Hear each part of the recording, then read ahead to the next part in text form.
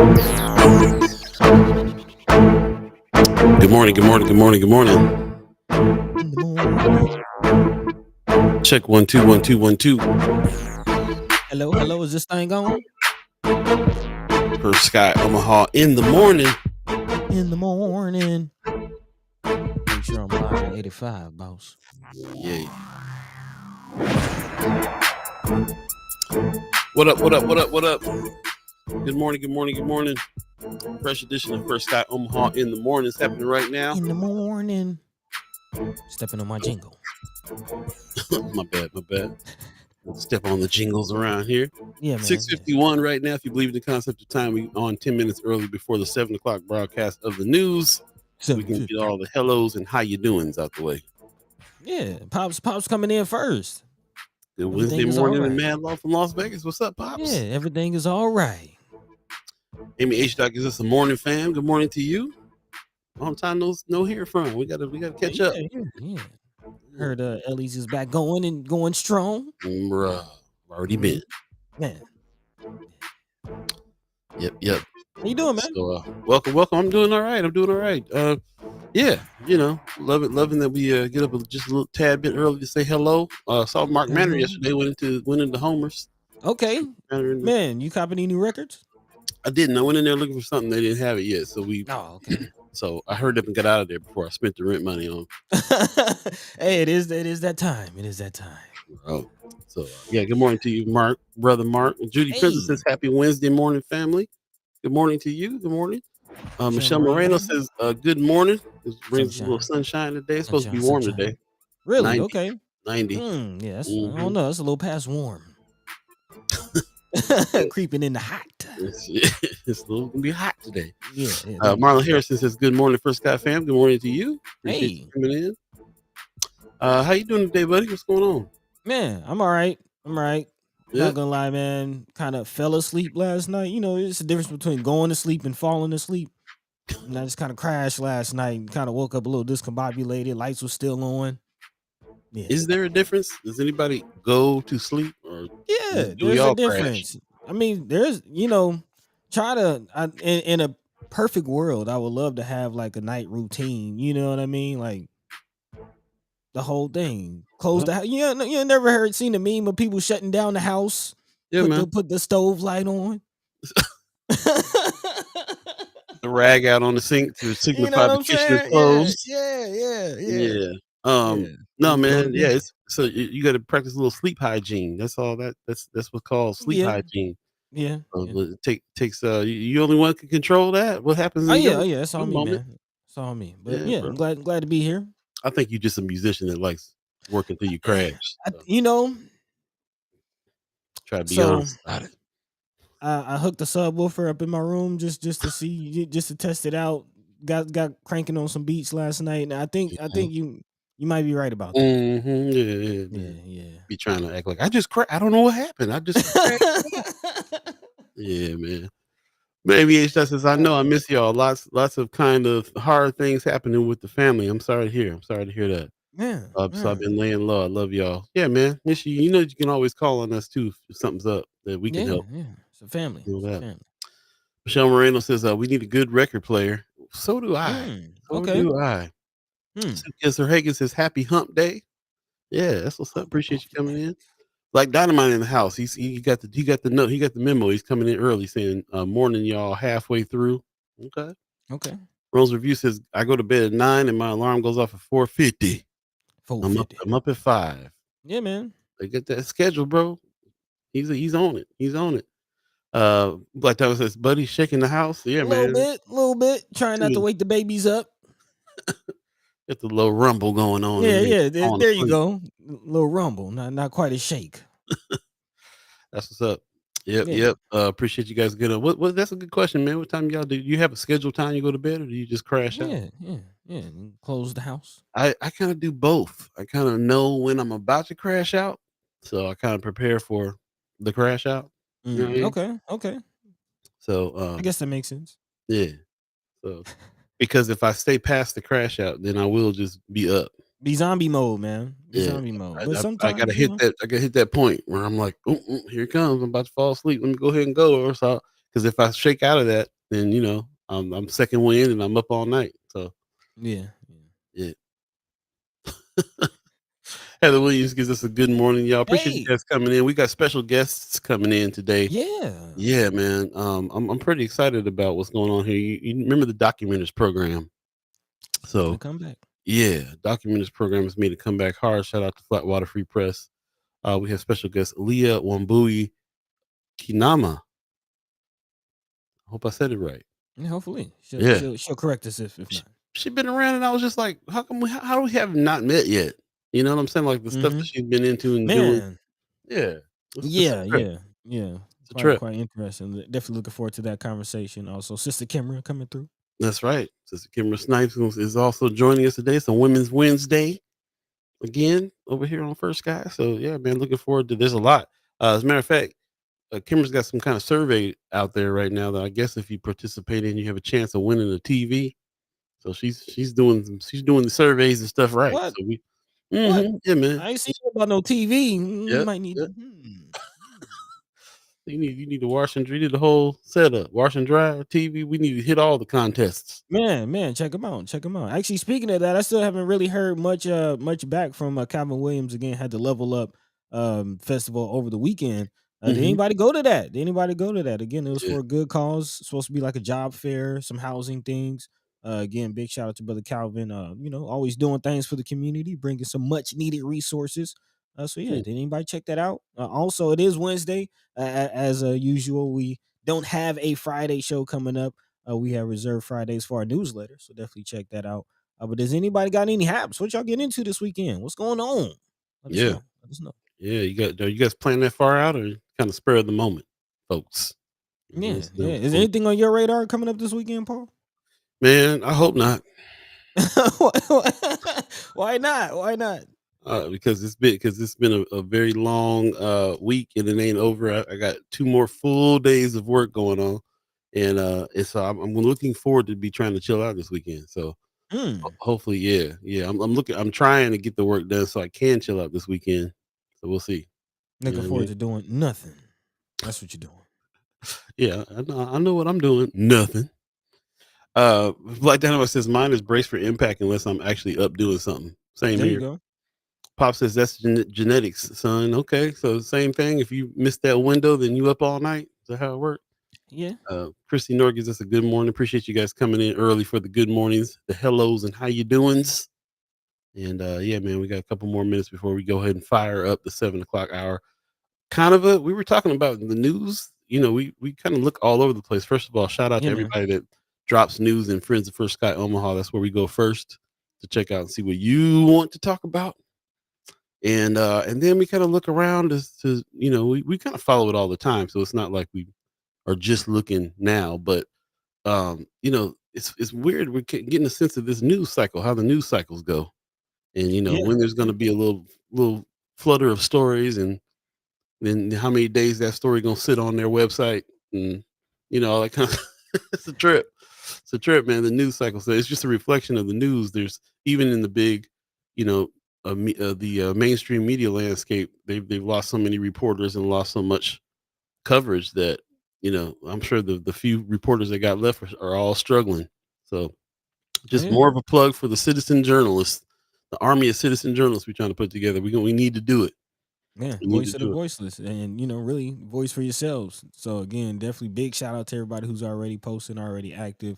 I am curious, did anybody fill out that survey? Again, if you haven't checked it out, we do have a survey on the weekly wrap newsletter. Again, just kind of putting a filler out there. What is some of the news things that are on your radar? Some things that you might see that aren't being talked about that you feel like should be talking about. The community, or just wanting to learn more about what's going on around you. Big shout out also to Big Sherm. Definitely love to speak to him. I kind of been paying attention. That conversation is still going on about what's going as far as the community boycott of those gas stations and kind of their Mhm. disrespect of the community.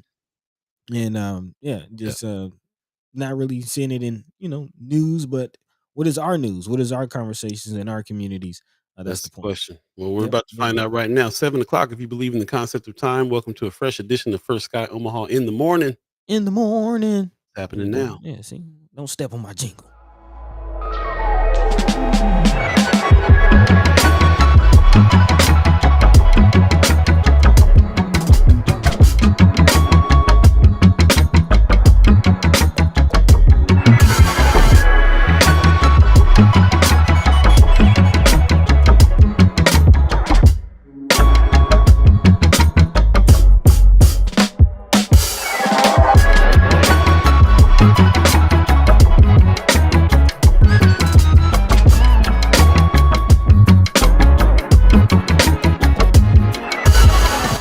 Welcome, welcome, welcome. Get ready to chime in. You're listening to First Sky Omaha in the morning. In the morning. My name is Paul B. He's Buddy to God. We're speaking to you, chat chimers, ghost listeners, and monitoring spirits. Do Yeah, us a favor, everybody. share the show on your page, especially if you're on Facebook, YouTube. Share the show so we can get as many people in to talk as we can. And of course, we know that you're always in and out on the show for the next 2 hours. And we'll be having some discussion regardless. So you can always come back and check out the show in its entirety if you miss any parts by going to YouTube. And while you're over there, please like, subscribe, and hit the bell and all that good stuff. And yeah, we're gonna definitely be having some more drops, some more surprise live shows, and all kinds of stuff coming up. So highly encourage you to go over to YouTube, hit the bell, subscribe, and make sure you see all the stuff that's going on that we got coming. So, Yeah, yeah. yep, shout out to all of you who have put stories in Friends of First Sky Omaha, which is our group page on Facebook. Please spread the word there too. Tell a friend, join the group. I see 10, 12, 14, 15 people a day pretty much kind of coming on in that group. So it's spreading, the word is spreading and people are contributing, and we really appreciate everybody doing that. So first hour this season, we definitely hit the news pretty hard. We hit the headlines. We love your comments. So please keep the comments coming. And then Yeah. as far as the larger discussions are concerned, they're going to be happening after 8 o'clock on the second hour of First Sky Omaha in the morning. In the morning. So just to let you know, it's a Women's Wednesday. We got special guests coming in the house today. So Yeah. yeah, stay tuned for that. Leah Wambui Keinama. I'm gonna try not to butcher her name every single time. Yeah, we get it right. We get it right. Yeah, I should have. Yeah. And also Kimara Snipes. So Kimara Snipes is back and she's got some stuff she wants to talk to us about, and also a survey that she's putting out that possibly win you a big screen TV. So you might want to Yeah. tune in for that. So yeah, can't wait to speak to them. These are our guests today. It's going to be a very interesting show. And also, if anything's on your hearts and mind, like love to hear from you as well. You can always put in the chat what's on your mind, what's the news for us, and yeah, and we'll share the headlines that we have come up with as well. So, without further ado, buddy, what say you? Yeah, well, as always, I like to start off with some community shout outs and some community love. But again, definitely drop in the chat if there's any haps, anything's going on that's on your radar. Would Yeah, definitely love to hear that. But definitely want to give a shout out to the Passionate Lion fundraiser. Again, one of the posts on the Friends of First Sky community page. And again, we try to like to mobilize the community and definitely look out for each other. Paul, do you got that spiel for that Passionate Lion, I the did. Yeah, fundraiser? yeah. So she's a friend of First Guy Omaha. You guys know she's named Sunchild on the on her Facebook page, and she's been doing some stuff with us all the way back to the Mind and Soul days, man. Yeah, man. Yeah. We had our fundraiser, and she had the fashion show. That she headed up the fashion show there. So she's a local, a local fashion designer. She has a shop on 24th and Lake called the Dressmaker, I believe it is. I'm putting her Facebook post right here in the chat, so you can click on that.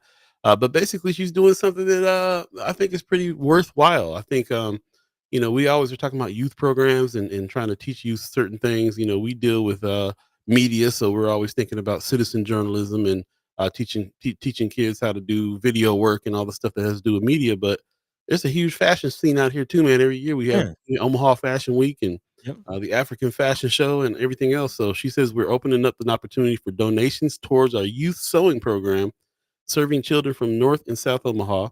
We're raising money towards the purchase of a couple more sewing machines so that the sewing studio can be fully functional and ready for our youth to just show up. Whether you donate $5 or 500, every little bit helps. To give you an idea how far giving goes, 500 will support the purchase of 2 sewing machines. That would make a huge impact on the numbers we're able to house in our sewing program. Thank you so much for your help in supporting you, young working artists of tomorrow. So Yeah. yeah, I just thought that was this interesting approach, man. Kids are into all kinds of different things. So I wasn't it wasn't on my radar to think about are there any kind of entry level sewing and fashion design programs going on? Not there's Omaha Fashion Week, but where's the programs at for the kids? So Yeah. Big time. here we go. So if you can donate anything to it, I put the link in the chat for you to go ahead and help with that donation so she can get that going. And we'll probably have her on the show at some point to talk a little bit more about that as well. But shout out to Passionate Lion for real. Man, doing it for the babies. First guy always loves the kids. And also want to give a shout out to Katie Rain in the Culture House. Checked out their fashion show over the weekend or over the summer. And yeah, a lot of young people there kind of getting their first entry into fashion and, the fashion design. There were some designers, some makeup artists. It's an industry. It's an industry. We're talking Big about time. jobs. And you never know. You never know what that might lead to. So again, big shout out to the Passionate Line doing it for the kids. And yeah, if you can check it out, do it for the babies. There you Word go. up. Yeah, man. Also, a big shout out to the other Paul, White Paul, as we like to call him. Again, over the weekend, we caught a pair of Pauls out on the out on the block. Call it the office, man. Again, big shout out to Paul Philman, still working. Actually, again, calling for tenants to still speak up. Although, again, we kind of started the story with Brother Hassani Lee, and we did learn that he was able to get his father out of the Underwood Tower situation that they were in. But still, a lot of people still dealing with it. A lot of people still struggling, and a lot of people still need support and having their voices heard. So big shout out to Paul Philman, still staying strong on that. Yeah, Home man. channel. He's out there talking to the tenants. Yeah, man. When I caught up with him the other day, that he was sitting there talking to somebody that was in the towers right there that was telling him about bed bugs. So he's still gathering the info. And Brother Hassani Lee even though his situation is a little bit different, he's still in the fight. There's still court Yeah, dates and yeah, stuff that he has to deal with. And also, he's the one that's heading up the Underwood Tenants Group, and so the Underwood Tenants Group is still going strong, and we're helping raise funds for that. And if you don't know already, that's what this shirt is about, the Public man. House Fight the Yes, Tower sir. shirt. Yeah, Fight the towers. you, you can hit us up on firstguyomaha at gmail.com. And if you want to purchase this shirt that we put up, and part of the proceeds go to the Underwood Tenants Group that Brother Hassani Lee is putting together. So it's about time for us to have a catch up with him too, to find out what's going on with the court date. Shout out to Yeah. the Friends of First Guy Omaha that have gone and supported him on those court dates, been and stood next to him in the court, and supported him. He's been Man. really pushing this whole time, really to really make sure that tenants know their rights. That's his mission. So shout out to Yeah. him for that. And it's important not just the public housing tenants, but all tenants, because again, there are some other unsafe, unhealthy, situations as far as living conditions throughout the city. Not just public housing, but housing in general is an issue. And if you're renting, you also have a voice. So again, big shout out to everybody involved for letting us know that, reminding us of that. But yeah, moving along, man. Also, a big shout out to Anthony Rogers Wright. Also reminding us of his show on Pacifica, a Pacifica station. If you don't know, man, that's kind of a big deal. Pacifica is definitely a pioneer, a huge just titan, if you will, and especially community news, community media, community radio. And yeah, man, this is a big look out there in DC already on episode 4. So yeah, you see Paul B just dropped the link on the chat. It's a SoundCloud chat. So yeah, check him out. Check him out, man. Yeah, Yeah. people were asking. Somebody hit us up on Friends of First Guy Omaha. Like, we heard Mhm. on the show the other day, all these other podcasts. Where they at? Yeah, yeah. So that's one of them right there. We'll find the other ones for you for sure. Yeah, and actually, thank you to whoever asked that, because there is a lot of news out there. It's not just us. There are a lot of podcasts, a lot of people doing big things. Actually, also big shout out to Amber Ruffin doing some big things. Definitely looking forward to her show We got to talk on about that. CNN. Yeah. Actually, I kind of want to talk about that a little later on in the second hour. I have some Yeah, ideas of just it's very interesting the direction news is going. Having conversations with Mama God about where she gets her news. We're constantly asking all of you in the chat where you get your news, where do you get your information, especially in light of lawsuits against Fox recently and things coming out. It's like, who do you trust? Who do you trust? Who do you trust? So again, definitely let us know, where do you get your information? Where do you get your news? And what news are you looking for? What's of interest to you? So yeah, big yep, time. yep. There's that. I think that's pretty much it. Yeah, for our community shout outs. Of course, reminding people, check us out on the weekly wrap. Every Friday, we're dropping a newsletter, kind of giving you updates of kind of a wrap up of what we talk about here on the shows. Also, some other news that are dropping in the meantime, and some internal news, some things going on with us, and then always tapping in with you, allowing you to have your voices be heard. So again, check us out. We currently have a survey asking you, just putting out a filler. What kind of news are you interested in? What kind of news are you looking for? And yeah, again, there's a link in the chat, if I'm not mistaken, to go ahead and sign up for that. Again, weekly wrap every Friday.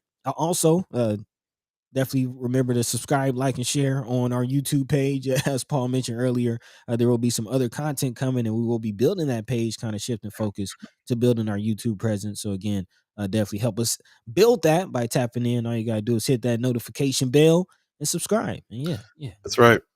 Black Dynamite always setting us up, saying, I realized on Sunday I stopped watching the news on a regular basis. All they do is cover crime, bad stuff, weather, and Nebraska sports. Hmm. Yep, it gets a little. Okay. Yep, and a lot of stuff is happening, but it doesn't always relate to us, so that's the problem. Right. So Gwen Easter gives us a good morning. Kimara Snipes gives us a good morning. Can't wait to speak to you here shortly. Once again, our special guest, Kimara Snipes, is going to be on yeah. today, so we can't wait to hear from her, and also from the Documenters program, Leah Wambui Keinama. So she's gonna we're gonna introduce you to her, and she's running the Documenters program right now, and it's gonna be something that we want to get into in a big way. Yeah, man. I see Brother Kasim in the chat saying peace. Good morning to Hey, you. peace. Yep. Tony Johnson, definitely. We're going to talk about Ernie Chambers coming up. So yeah, appreciate you coming in and bringing some news as well. Says try to stay up on local podcasts, but many go months without new episodes. A lot of this announced last year have not published anything. Hmm. Yeah, which ones are you talking about? Which ones you talking about? Yeah. Let us know. We might have some inside information on that. So name the ones you're talking about on there if you would. Yeah. Appreciate it. Or some Yep, ones to yep. look out for. Most Definitely. deaf. Most deaf. But yeah, you are on point, brother Tony Johnson. As far as the Ernie Chambers news, that is one of the things we will be talking about today. As far as our news headlines, again, we try to scour and kind of comb through the major mainstream news headlines to see what it really impacts North and South Omaha and what's kind of popping as far as conversation in the community, but also some things that are happening on Friends of First Sky and in our community. So again, big shout out to everybody who's sharing that. But definitely this Ernie Chambers story. A big shout out to Nebraska Examiner, who usually does the good work for covering this story. This is something that I'm sure a lot of people are kind of perking up to. Brother Ernie Chambers, former Senator Ernie Chambers, switching gears and his decision to step out of the race and now coming back as a write-in. So definitely would love to hear y'all thoughts and again voices on that. Let that be known in the chat. Jump into the chat. A lot of conversation around this race. But big shout out to again Senator Terrell McKinney also, and yeah, we'll see how this shakes out in the community. Very interesting race indeed. Also, a big shout out to those who are stepping up. Justice for Cameron is a community organization, or at least a community coalition that's coming together to really again call for justice for brother Cameron Ford, who was again killed while unarmed by Omaha police. Let's remember that fact. The community is calling for the officer to be fired. So we jump into that story. Also, there's some other things going on with the police as far as changes that Chief Tosh Mater is considering in light of this most recent event. Also, someone mentioned last episode, and we kind of talked about it, kind of glazed over it, if you will, as far as the Lincoln Civic suits, but definitely something we should be looking at because it deals with internal, again, discrimination, some issues within the internal police, something that we've seen in Omaha as well with the Kathy Gonzalez situation. So again, more police. Now that we're past this special session, again, we spoke to Senator McKinney. You definitely have to think about reforms. What are some of the issues, especially in light of this election coming up? Definitely police reform. Here we are 4 years later, and again, still police killings. Again, talking about from the George Floyd situation. Still the same. So again, more conversations coming up in the next hours. As always, if there's anything that we're not talking about, feel free to let your mind be free. Let your voice be heard. Jump into the chat. Jump into the conversation. In the meantime, between time, Paul B. Yo. What's the word? Yeah, man. Yeah. Appreciate everybody that's coming in. We'll take a quick break and come back and jump into some news. Again, if you're just joining us, we have special guest Leah Wambui Keinama that's coming in to speak to us about the Documenters program that is fired back up. And then we also have Kimara Snipes coming in, talk about a few things as well. A survey that she's trying to put out there. We want to spread the word about doing the good work over there at One Omaha. So shout out to her. Pop says, I love a good Women's Wednesday. So do Man, we. I'm So do we. dead.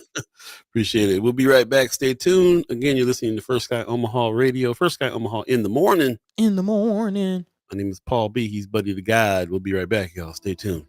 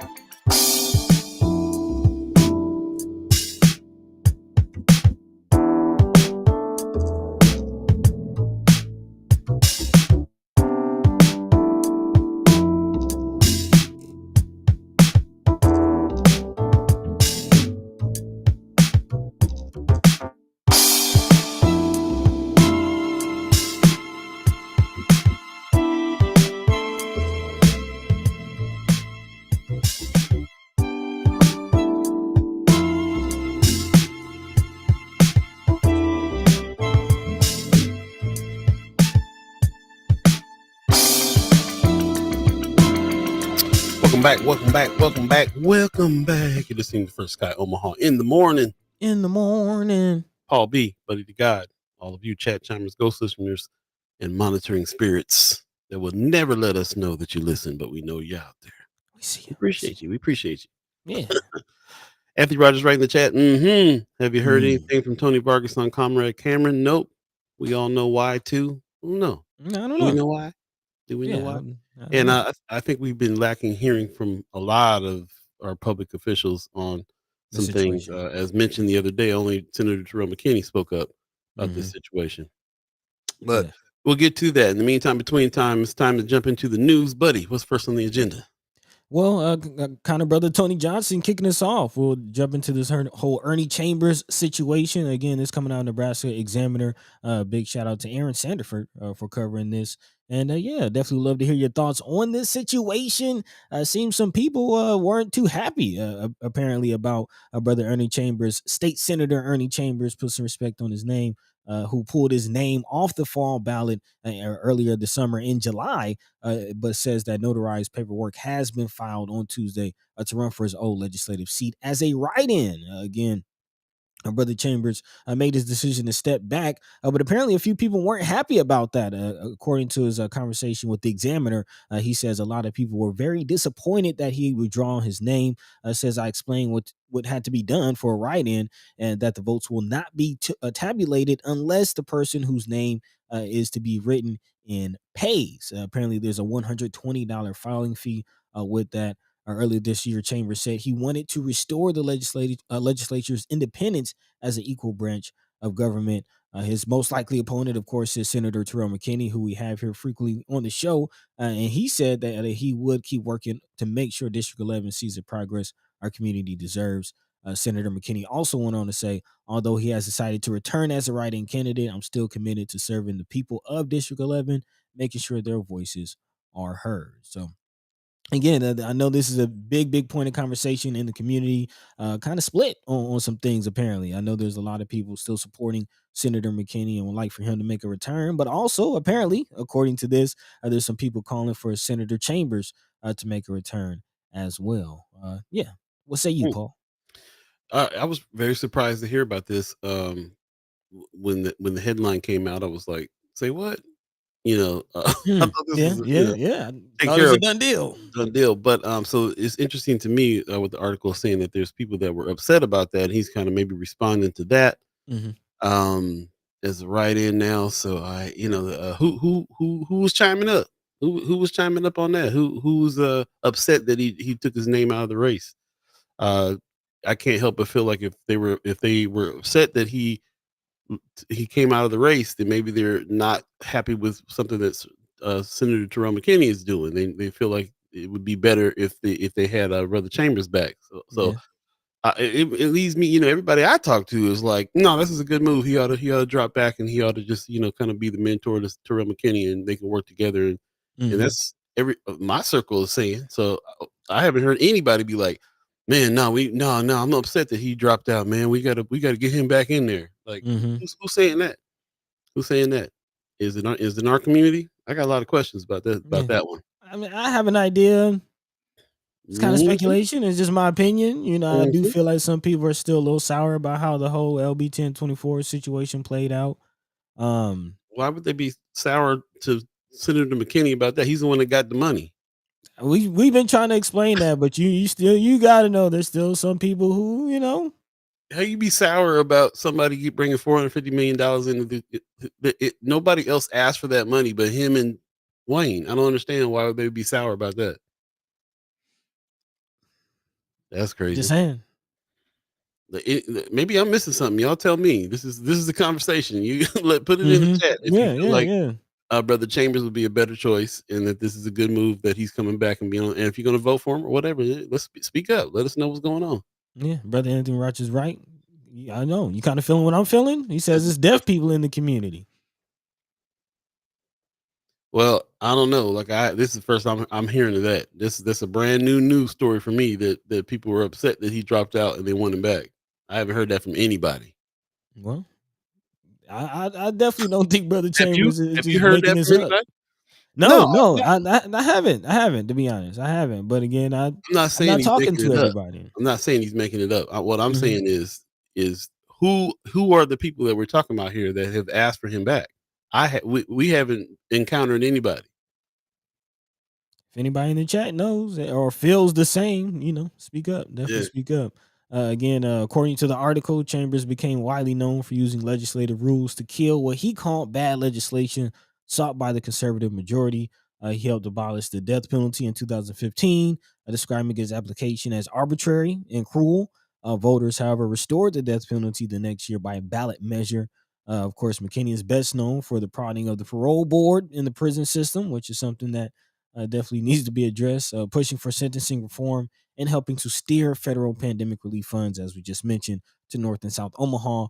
McKinney has also worked to make it harder to suspend elementary school students for acting out because of data showing students of color have been disproportionately disciplined. So again, Mm. there's kind of the highlights of both of their political careers. Of course, Senator Chambers having a lengthy, close to 50-year career in the Senate or in the legislature. So, yeah, I'm sure there's a few more highlights than that.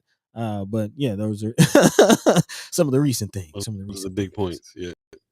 Yeah, yeah. Okay, Sister Cameron Yeah. jumping in the chat. Yeah, I She appreciate that. says, Well, go ahead. "Go ahead." Just she says, I fully support Terrell. Maybe some people didn't get any money and now they're upset about it. Again, that's how I'm feeling. But again, that's just that's speculation. That's my opinion. That's kind of based on my observations. But yeah, I am curious. Who are those people? And how do we feel just about a vote that's already kind of minimal? We do know that North Omaha voting numbers aren't really the best, and for it to be split like this, what are your thoughts? Yeah, that's a good point too. Most definitely. Yeah, Yeah, appreciate that. We'll definitely. This might be something that us as the fam got to talk about in the next hour, the 8 o'clock hour.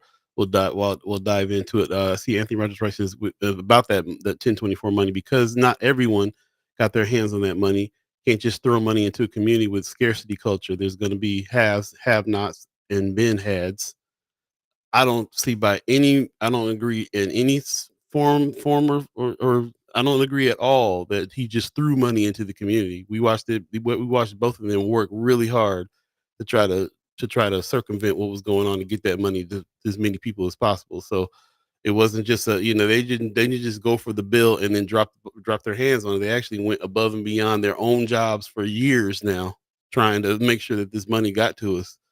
I just don't. I don't know if somebody is deciding that they need to have Brother Chambers back because they are so upset about the 1024 situation. That might be something that needs to be discussed because I don't feel like that. Like it's there's got to be more than that because or maybe there's just such a pure lack of understanding on a lot of people's parts about the situation that they are just thinking, well, it's their fault. I don't yeah, know, but anybody who's even aware enough to be voting on bringing him back in the situation or having Brother Chambers in, I know got to be on the ball enough to understand like the 1024 situation.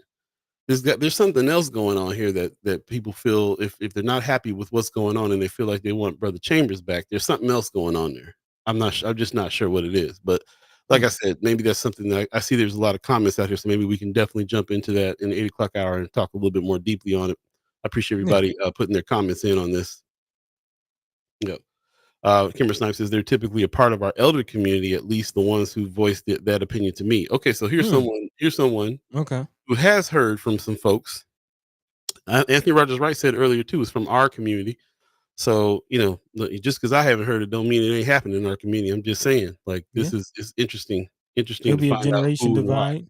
Could be Could be. Yeah. generational. Yeah. Marlon Harrison, speaking of that, kind of a younger, person in the community, says, I love Senator Ernie Chambers, but it's time for the new wave. And the wave includes Mm, Senator Terrell McKinney. So yeah, yeah, it's very interesting. And yeah, let's bring that back in the second hour. I most definitely love to hear more of your thoughts on that. As we know, again, with a lot of conversation about, Harris and Trump, but what about the local, especially in North Omaha? That's our representative. So yeah, what yeah, do you for want? sure. Got it. Right on. Appreciate everybody's comments. Yeah, we'll definitely come back to this. I knew it was going to be one of those topics that we Oh had to yeah, oh yeah. Oh yeah, Discuss. oh yeah, oh yeah. Yeah, So, yeah. what you thinking next, Paul? Yeah, let's go ahead and move on. We still got a few more minutes. Let's get it in because we do have two Okay. guests coming in today. So Yeah, yeah, kind of a what's jam next packed on the day. agenda? Hmm. Yeah, well, want to pick back up our conversation about again the shooting of unarmed Cameron Ford last week. There's actually a lot of elements to this whole conversation. People in the community stepping up, so definitely want to talk about that. But one of the things we didn't really get to dive into is some of the changes. Again, on Monday we did speak to Senator Terrell McKinney about possibly if he does again in light of the whole Ernie Chambers situation. Again, we spoke to Senator Terrell McKinney, and if he does make his way back to the legislature, he definitely said that he fully intends to bring some kind of legislation about police reform, about body cameras, and about this whole situation. No knock warrants. So Yep, no knock warrants, definitely, especially no knock warrants, which is something that he's already presented, and again, it kind of fell in the legislature, but not afraid to bring it back, and definitely, this is a, a perfect situation and perfect time to kind of bring back that conversation, which is something that also Chief Tosh Schmaderer may be considering as well, kind of changing his tune. He did say that he wants to also change the policy on how body worn cameras are worn or where they're worn, more so as the Omaha World Herald reports. Omaha's police chief Todd Schmaderer on Sunday said that in the wake of the SWAT team member shooting an unarmed man last week, he is considering changing location of the body worn cameras from the vest, which, as we see in the video, was blocked on the chest by a body shield that the officer was holding, and considering maybe moving the cameras to the helmet to possibly catch more of these types of incidents. Again, Chief Tosh Schmaderer said during a press conference, the body worn camera of Officer Adam Vale was obscured by equipment, and currently Officer Vale is on desk duty, or as we like to call vacation, which we'll be getting into a second. There's a call for him to be fired, which again, as we see, is quite an effort. But Vale told investigators during an interview Friday that he made the split second decision to fire his weapon because he was unable to see Ford's hands. And again, as we see in, or don't see really in the body video camera, uh, not really knowing what's happening in that situation, having to take Vale's word for it, what Chief Todd Schmaderer is calling a gray area. But the police department is also going to review its policies, as Paul mentioned, for no-knock search warrants. Schmaderer said currently a no-knock search warrant must be approved by a captain or chief deputy. But Schmaderer said that his department determines a threat assessment before applying for a no-knock warrant. Apparently, a score of 25 is the minimum threshold for requesting a no-knock warrant. And apparently, according to whatever their assessment is, Brother Ford was at an 80, which apparently was more than enough for this no knock warrant situation. But we've seen in other areas around the country where no knock warrants have led to mistaken murders, officers being in the wrong house. Um, Not the most efficient form of policing, to say the least. Again, Senator McKinney has already, I believe back in 2022, pushed for legislation to block and stop no knock warrants. But again, here we are. Another man loses his life in the matter of seconds during a no knock warrant. And again, we can't get any real, footage. All this fight that happened for years to get body cams on, and Man, and still hasn't helped anything. It hasn't helped a lot. I mean, doesn't seem like it to me. Of course, we're only looking at the cases that come up that happen, that are tragic, that you got to try to find some body cam footage for. Like I said, I think this is the area that they were wearing this yeah. particular case on the chest, and there were some other, other places that they've been worn. As you can see, one of them's wearing down here on the belt. Now they're talking about putting them on helmets. It begs the question: even if you have the body cam footage, is it going to make a difference? They're calling for justice. What does justice mean? They're Mhm. just asking for firing right now. Um, can't call it, but I would love to see this qualified immunity go away, and so they can quit just being so nonchalant with the killings. I mean, I Man, understand you're a police officer, you go into a situation where you might get killed, and that's a serious thing to consider. But man, sometimes it feels like they're really not considering. It's shoot first, ask questions later, like cowboys. You know what I mean? yeah, yeah, definitely. In the video where immediately after shots are fired, you hear the expletive, "Oh," you know what I mean? It's like you made a mistake. in that second. And it's just yeah, yeah. What do you do? What do you do? Definitely a sad situation. Yeah. As you mentioned, definitely hearts going out to the family. Several people in the community who often respond to these types of situations on the ground level. Brother Chrome Lewis, Leo Lewis. They're urging everyone to kind of follow the lead of the family, and which also has led to this Justice for Cameron coalition. This coming out of KETV News 7. Apparently, the Justice for Cameron coalition has gathered outside the Omaha Police headquarters to call for Omaha Adam Vale to be fired. Officer Adam Vale again shot and killed Cameron Ford. Vale was part of a law enforcement again serving the no knock on Tuesday, members of the coalition, including members of the family and Omaha police reform organizations, said they're asking for accountability. Kind of going to your question, Paul, as far as what is justice. The family is calling for justice, but what does that look like? What does that mean?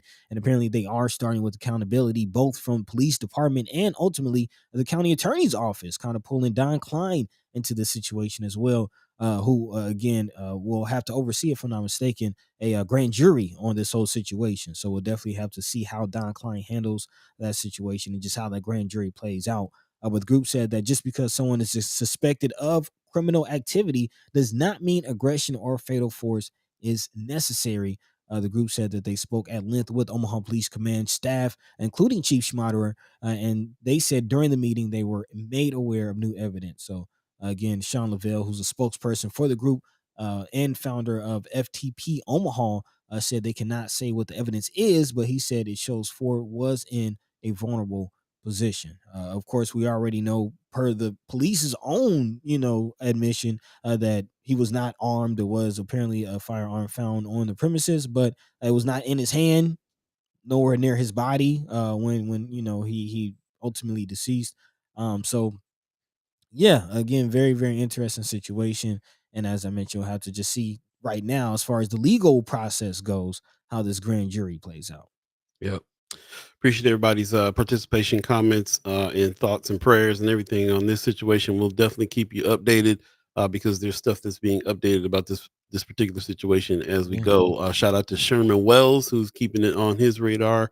Definitely check his channel out on YouTube and see what he has to say on all these things. You see Sherman here off to the right in this Justice for Cameron coalition going on. Mm-hmm. I see also Brother Deshaun is here too. We had him on the show Yep. a couple times, so they're standing with the family and calling for justice right now. Calling for justice means the firing of the police officer, and I don't know if it's going to stop there, but I doubt it. So they might be calling for even more. So yeah, we'll definitely keep you updated on that, and we're following this story as well. And there might be some things to do here. So we'll Yeah. see. It's 7:34 right now. If you believe in the concept of time, let's take a quick break and we'll come right back. Stay tuned. Again, you're listening to First Sky Omaha in the morning. In the morning. Paul B, Buddy to God, all of you, Chad Chimers, Ghost listeners. Anthony Rogers, right? You kind of on a Tony Vargas mission today. I wonder where that's coming from. Yeah, let's talk. Stay tuned. Second hour, we'll have some deeper conversation about all of these issues. If you stick around, the fam has the conversation after 8 o'clock. Special guest coming up, Leah Wambui Keinama will be on talking about the documentary program, and also Miss Kimara Snipes will be joining us again. We'll be right back. Stay tuned. First Sky Omaha in the morning. In the morning. Yo, yo. Don't touch nothing.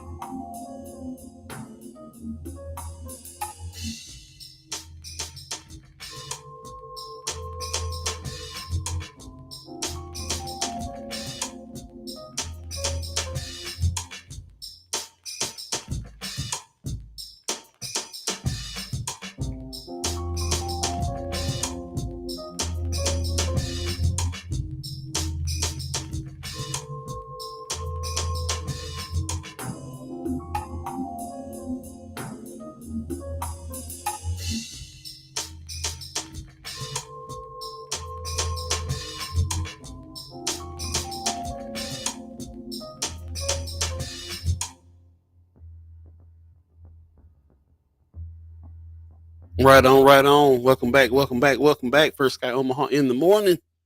in the morning. How are y'all doing today? It is Wednesday, and we got it's a hump day, and we definitely are loving the fact that we have a Women's Wednesday happening today. A couple special guests coming in. As you know, now in this season, we do not do the Friday show. Instead, we're like doing things like releasing the newsletter. If you haven't signed up for the newsletter, we really encourage you to do so. We're trying to fight that algorithm, man, so we can just speak directly here. So sign up for the weekly wrap newsletter.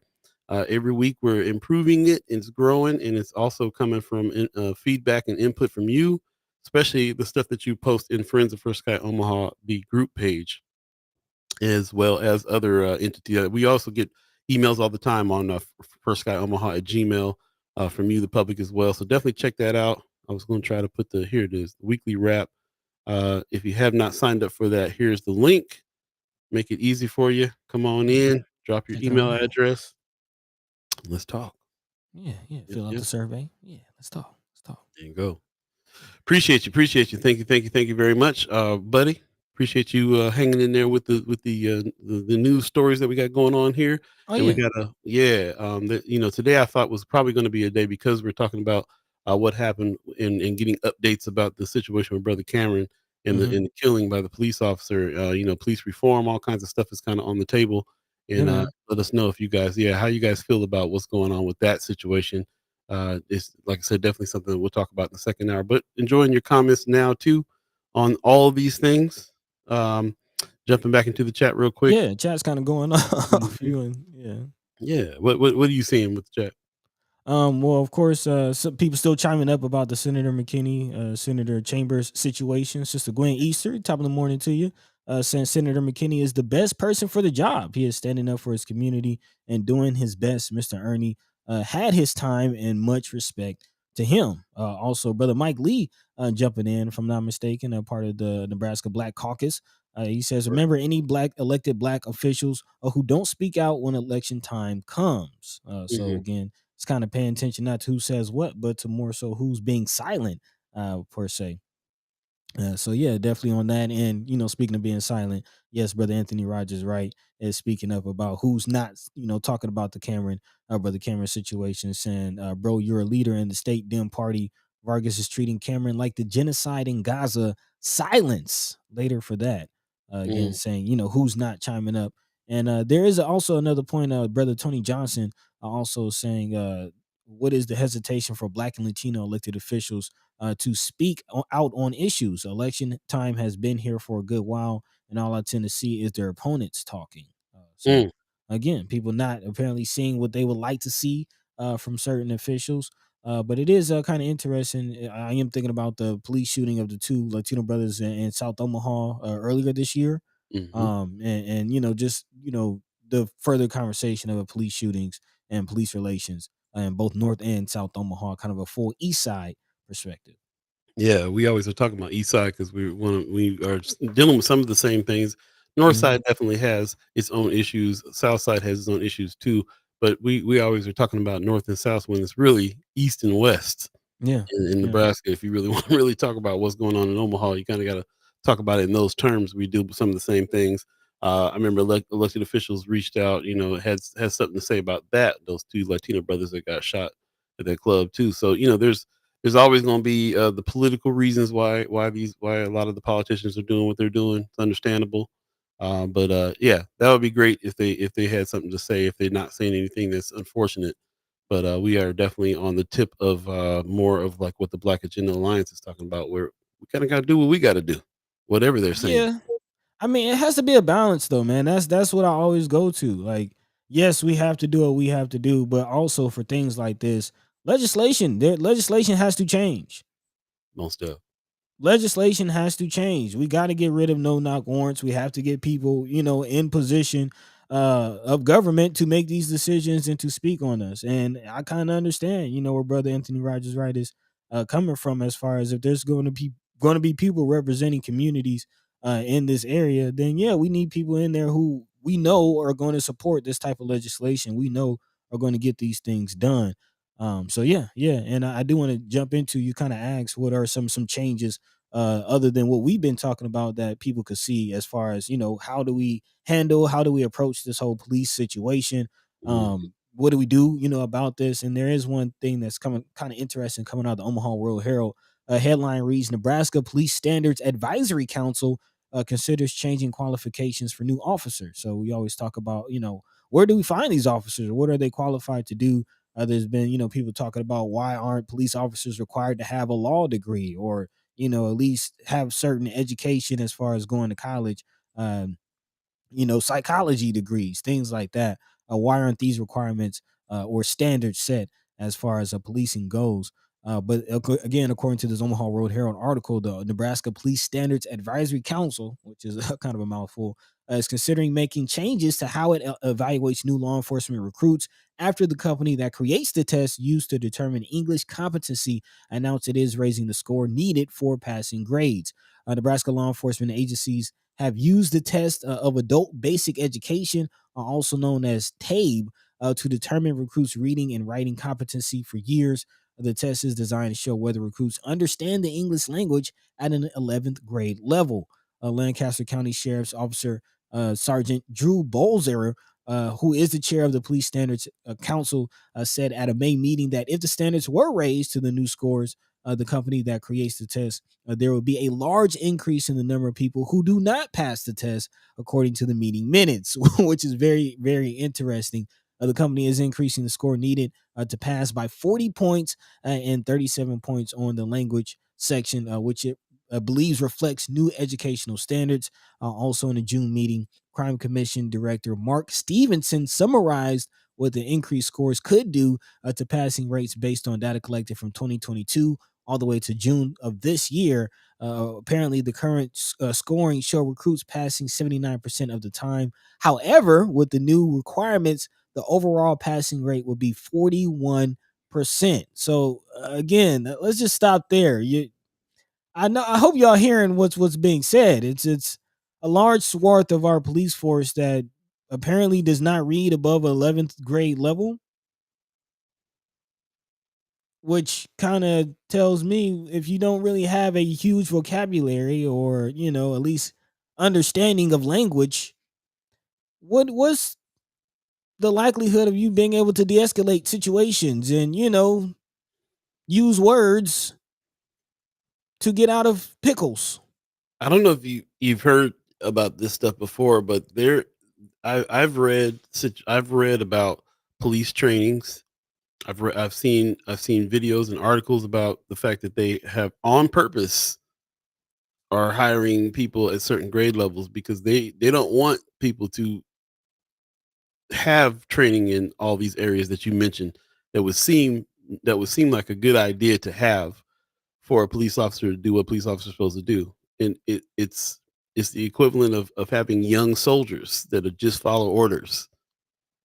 And and so, it's been you can find documentation on the fact that they are not recruiting police Like officers purposely. that would be overqualified to, purposely, right, purposely. And then you can't also you cannot pass by the training that's actually happening. There's videos upon videos out there of trainings for police officers that glorify violence, Oh yeah. that that teach them how to be animalistic, militaristic on purpose. So what are some of the trainings that are happening already, and how, if you don't have a certain level of of how do you if you're making sure that you're not recruiting people past a certain level of understanding, if they're overqualified, they're just not going to get the job. It's this there's so much to unpack here on this, because it would seem to me like you're saying, why not have all this? Why are we skirting by with all this little bit of training here, a little bit of training there, the barest minimums? Why don't you Man. just hire some folks that are already on their tip, that already come from a different situation, a background, or whatever. They're making a big distinction and separation between people who can go wield a gun and command people to do stuff, which is I've mentioned this many times about how I dislike the police situation because I don't like policing. I don't like the system of it. Mm. Yeah, it's hard to reconcile those two things. I mean, this is definitely a deeper conversation. So Yes. anytime anybody's Yes. talking about a trust, and I don't have a whole lot of trust when they're talking about new trainings and so on and so forth. When has that ever stopped? What's going on? They're still shooting unarmed black men. When has that stopped? Man. Yeah. I don't Yeah. have the I answer to mean, these questions. yeah, like I know police officers. I have friends who are, family members are police officers. Man, I'm not necessarily saying like all officers are idiots, but this is kind of No, concerning. not saying that at all. Yeah, No, but yeah, this is concerning, especially your everyday beat cop. Like what?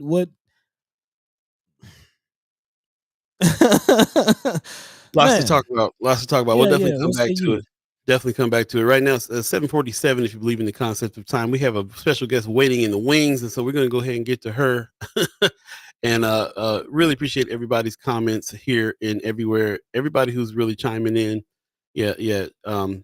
s- I'm trying not to look at the chat because I'm just like it's going to go off. We're definitely Yeah, talking yeah, about a hot yeah. topic here. We'll come back. Stay tuned. We'll get back to it after the 8 o'clock hour. But in the meantime, between time, we'll bring on our special guest from the Documenters program, Miss Leah Wambui Keinama. Did I say it right? Pretty close. It's Leah Okay. Wambui Keinama. Leah Wambui Keinama. Yes. Okay. Got it. Yeah, not too far off, Paul. All Yeah, yeah. right. Let's get it right. Get it That's as right. close as anyone's ever gotten on a first try. So Okay, I, okay. I feel proud because I usually butcher everything badly. So I'm thank you. great. I'm very glad. Good morning and to you. Thanks for joining us. How you doing this morning? Yeah, thank you. Thanks for having me. I'm doing great. Yeah, yeah, Good. definitely excited to have you, and actually, doing some good work. Of course, we've been paying close attention and really been kind of invested in the whole documenters situation, as we like to call it, the civic side hustle. Yeah, For those of you who aren't familiar, documenters program started in Chicago City Bureau. Has spread throughout the nation, and it offers economic opportunity for individuals to keep an eye on what's going on in the government. But beyond that, definitely want to kind of get a feel for who you are. And yeah, again, what is your position with the documenters, and kind of a spiel about where you're from and how you got yeah. into this position. Yeah, so I'm the director of civic journalism at Nebraska Journalism Trust. So Documenters is one of the programs under Nebraska Journalism Trust. There's also Flatwater Free Press and Silicon Prairie News. Documenter specifically, this program, we are training citizens and then paying them to go sit in on different civic meetings.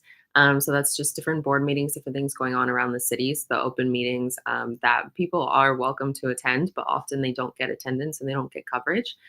So what the documenters do is they would go to these meetings, they document what happens, and then they give me those notes. I edit those notes. They go on the website, the documenter's website, and then I also take them and I write a summary that is no more than 3 paragraphs long, but just a summary of what happened in that meeting. So that way people have that information a little bit more easily accessible. Since sifting through the notes and figuring out the flow of what happened, it can be a little convoluted and confusing depending on how some of these meetings go, because they can just be really long. There's a lot of back and forth and conversation.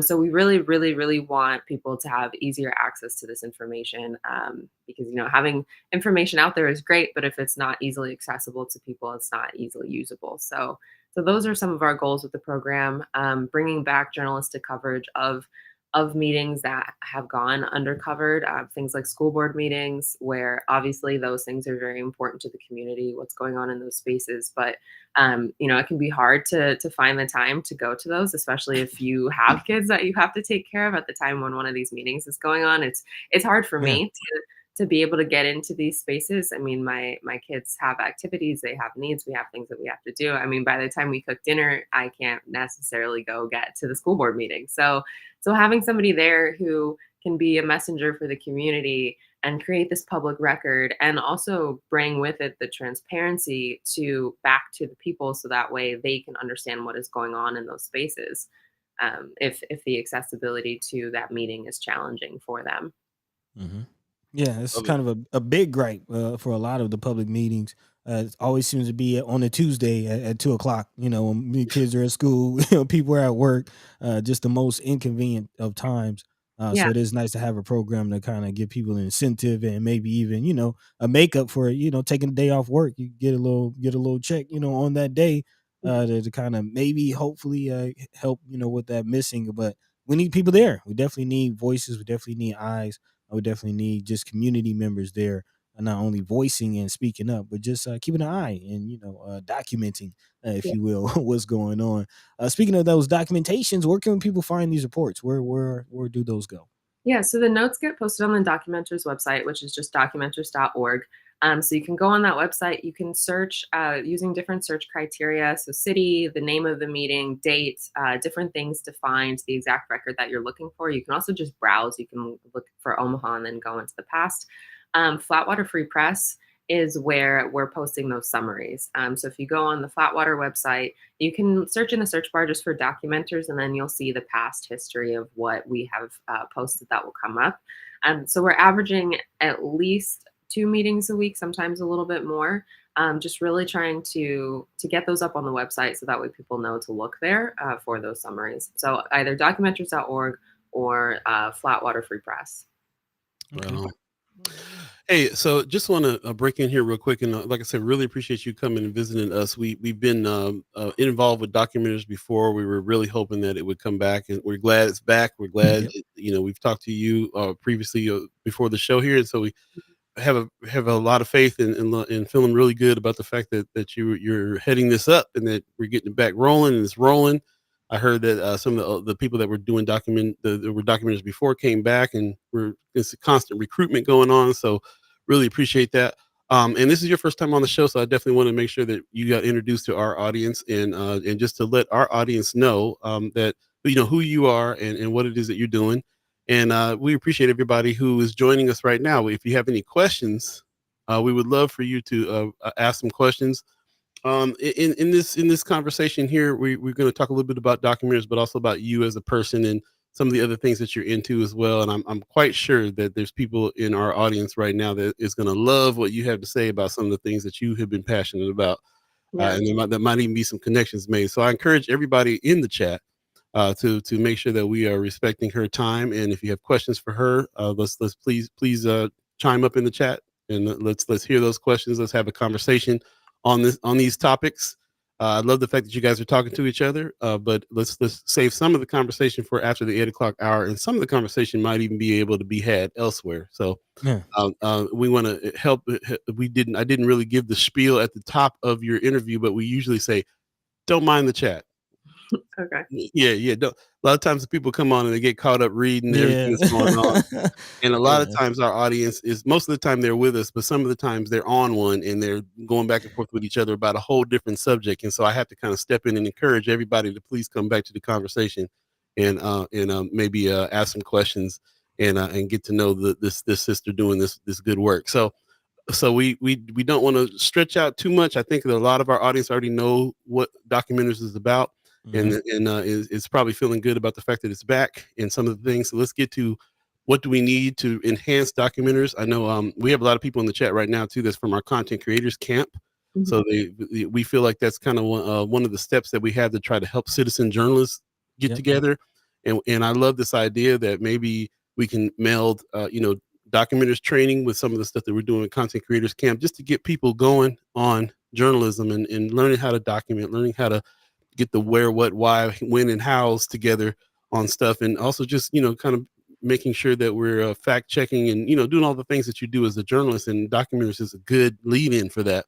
So recruiting is probably a big part, and it's probably a reoccurring thing, right? It's not just like bringing certain people on, but also having people having a continuous flow of people coming in and doing this work. Tell me how the recruitment and stuff works and what's going on with that. Yeah.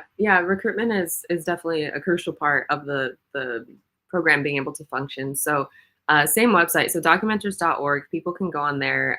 There's a button, I think it's yellow. It says become a documenter. And then when you click on that, you can set up a profile. And then from there, once you sign up, you'll sign up by city. So for Omaha, and then you can see all the trainings that we have available. So right now I have some orientation trainings that are up. I think for one for tomorrow and then a couple that are next week. So those are the trainings that are required to get people to be able to take these meetings. It's a pretty basic level. It's a little bit of history of the program. It's a description of what the position is, so what it is that they're going to be doing, and then some exposure to things like the Open Meeting Act and tips for how to do pre-research and understanding how to be able to follow the meeting, and then be able to produce a good result. So doing that initial training is really important. I think that even if people don't necessarily want to document meetings, it would still be good general exposure to some concepts in journalism and an understanding of some functioning of journalism that they themselves might be able to benefit from. So I would encourage anybody who's remotely interested to take that meeting to get an understanding of the program, but then to also get a little bit of exposure just in instruction as well. Of course, it would be great and ideal if they do want to become an active participant in the program and take meetings. We try to have meetings at all different times of the day, all different days of the week. There is kind of a pretty broad spread of when they're available, and I really do try to get them so that way they can hit a sweet spot in everybody's schedule. Obviously, I don't set when those meetings get scheduled, but I do try to make them accessible. So that would be great if people wanted to go on there to sign up, at least for the curiosity of the training, and then maybe to see if this is something that they would be interested in doing with us. That's a great approach. I didn't think of it that way. Even if they're not inclined to go sit at meetings, it's still some good training to have Mhm. to kind of understand and be a part of the process. Appreciate that. Yeah, Yeah, yeah. Amy H. Dot in the chat asking, how many documenters do you have now?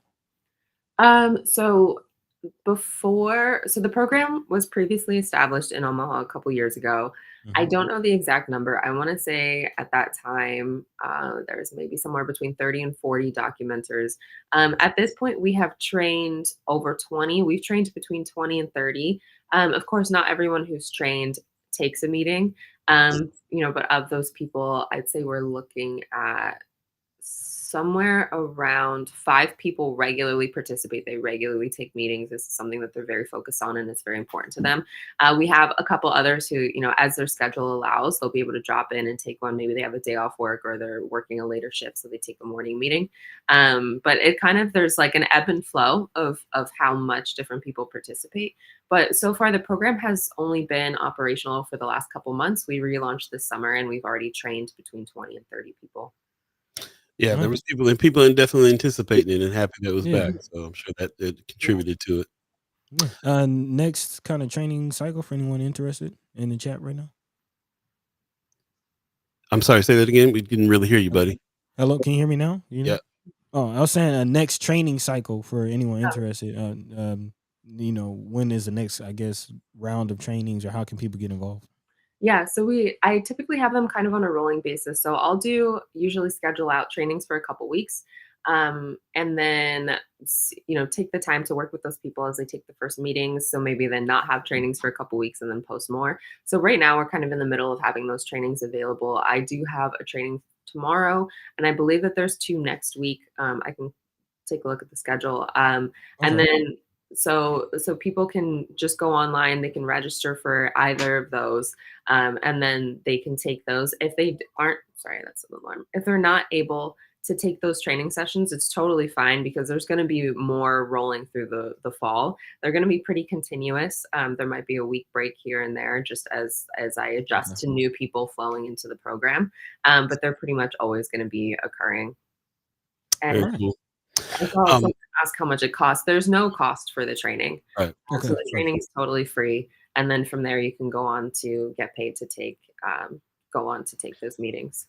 And we kind of brushed over that point a little bit. It is a paid position. It's a subcontracted situation. So you are getting paid for the time that you spend doing some of this work. I mean, you can't, it's not a full-time job, but you will get some money for doing what you're doing, right? Mm-hmm. Yeah.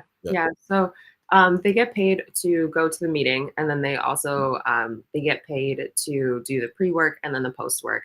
So they do a little bit of research, especially for the meetings that you haven't taken in the past. Some of them move pretty quickly, so I always advise to look at the agenda, get an understanding of what's going to be talked about. Brush up on who the board members are, just so you're familiar with who's speaking. Then they take those notes, and then they edit them afterwards. Of course, we just kind of like set a time for how much we anticipate that will take them. But certain meetings run longer, and if a meeting is longer, it takes longer to edit notes. So then they can just let me know how long they were actually working, so that way they get compensated for that. Cool. Nice. We'll keep addressing that. Just let people know right now it's 8:01 right now. If you believe in the concept of time, we're now in the second hour of First Sky Omaha in the morning, In the morning. and we are joined by Leah Wambui Keinama. Yep. All right, I'm getting it right. There you Appreciate go. that. Two more quick questions because I'm very anxious to talk to you about the things that you're passionate about. I was very inspired yesterday.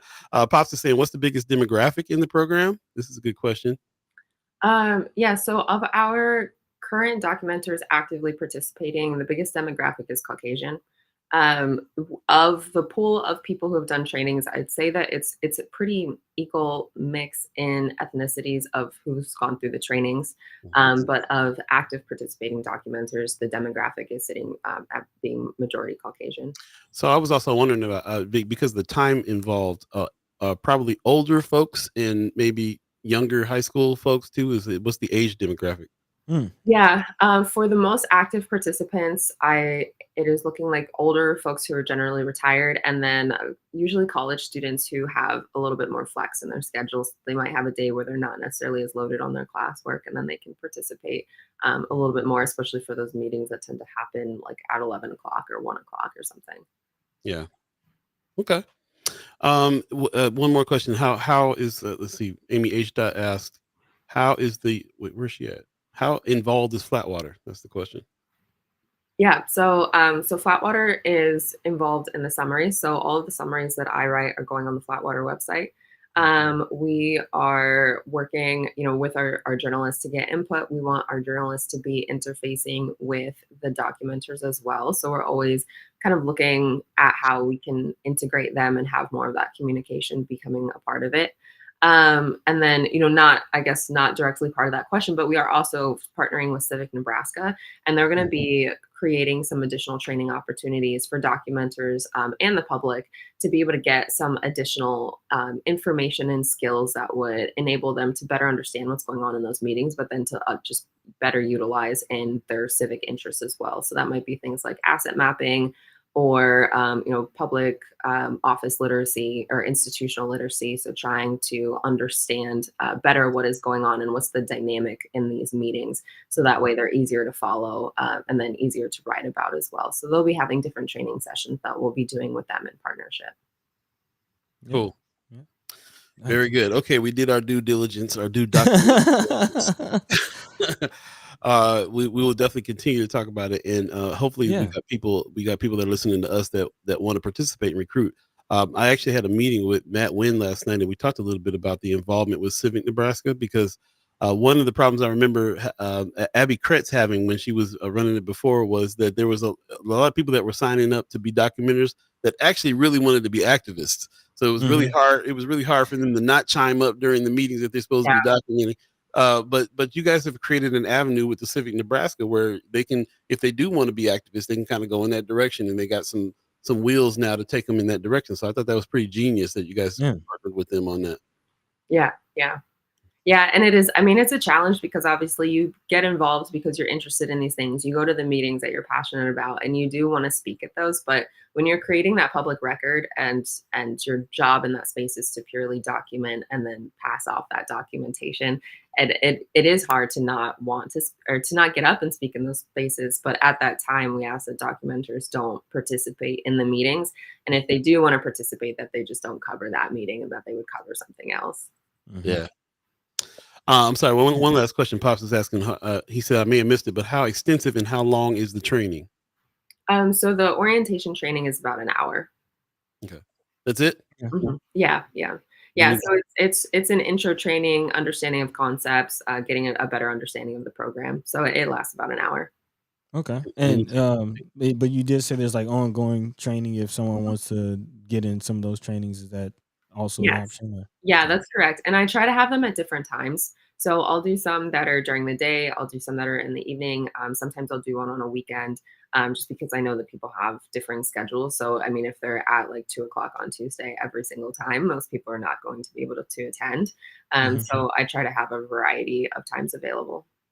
Okay. Okay. Well, I do want to pivot. Well, yeah, Kind before of. we do that, so documenters.org is the site for the people that want to sign up, right? It is. Okay, so I'm gonna Okay. put that in the chat. Go to documenters.org and then you can navigate to Omaha and then hit a button and sign up and be a part of that. That kind of how that works. Mhm. Yep. All right. Yeah. Yeah, Yeah. It'll yeah. ask you to sign up to be a documenter. All right, There cool. you go. There you go. Simple enough. And there are documentaries in other areas around the country. So yeah, check them out. Check them out. So we did know that we did schedule you for a certain amount of time. I see you probably got a lot going on with the kids and stuff like that. So do you have time to spend a minute or two with us? Yeah. Yeah. I've got a couple more minutes and then I have Okay. to go do school drop off. Okay. My mom's cat. Yeah, about that time. So yeah, just one of the things we like to do, especially when we're introducing people to our audience, to the community, is kind of get more so of a feel of who they are.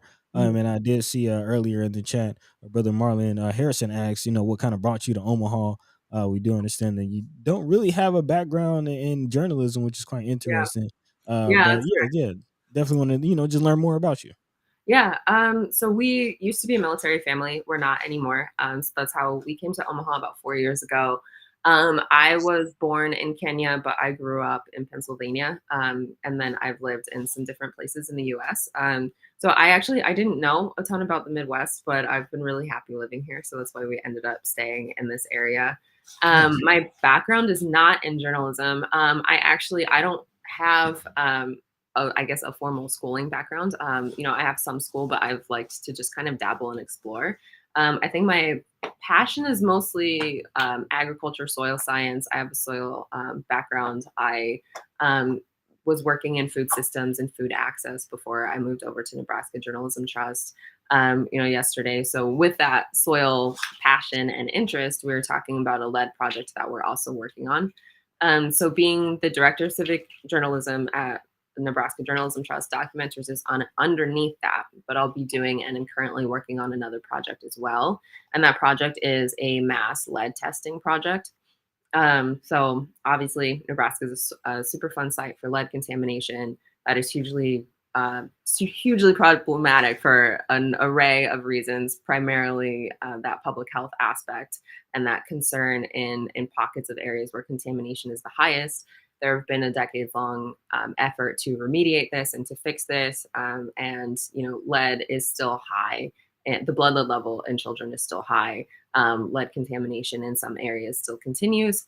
So what we're doing is we are hoping to test at least 400 plus locations around Omaha to get an idea of how effective that soil remediation has been, and then to also kind of look at other data as well. So as that data comes in, what other questions do we have? Maybe that's how far does that contamination extend beyond that boundary? Maybe we can look at things like how many rental properties are higher in contamination than potentially other properties where the people who live there can't make those determinations about if that soil gets remediated, and that is up to the landlord to decide.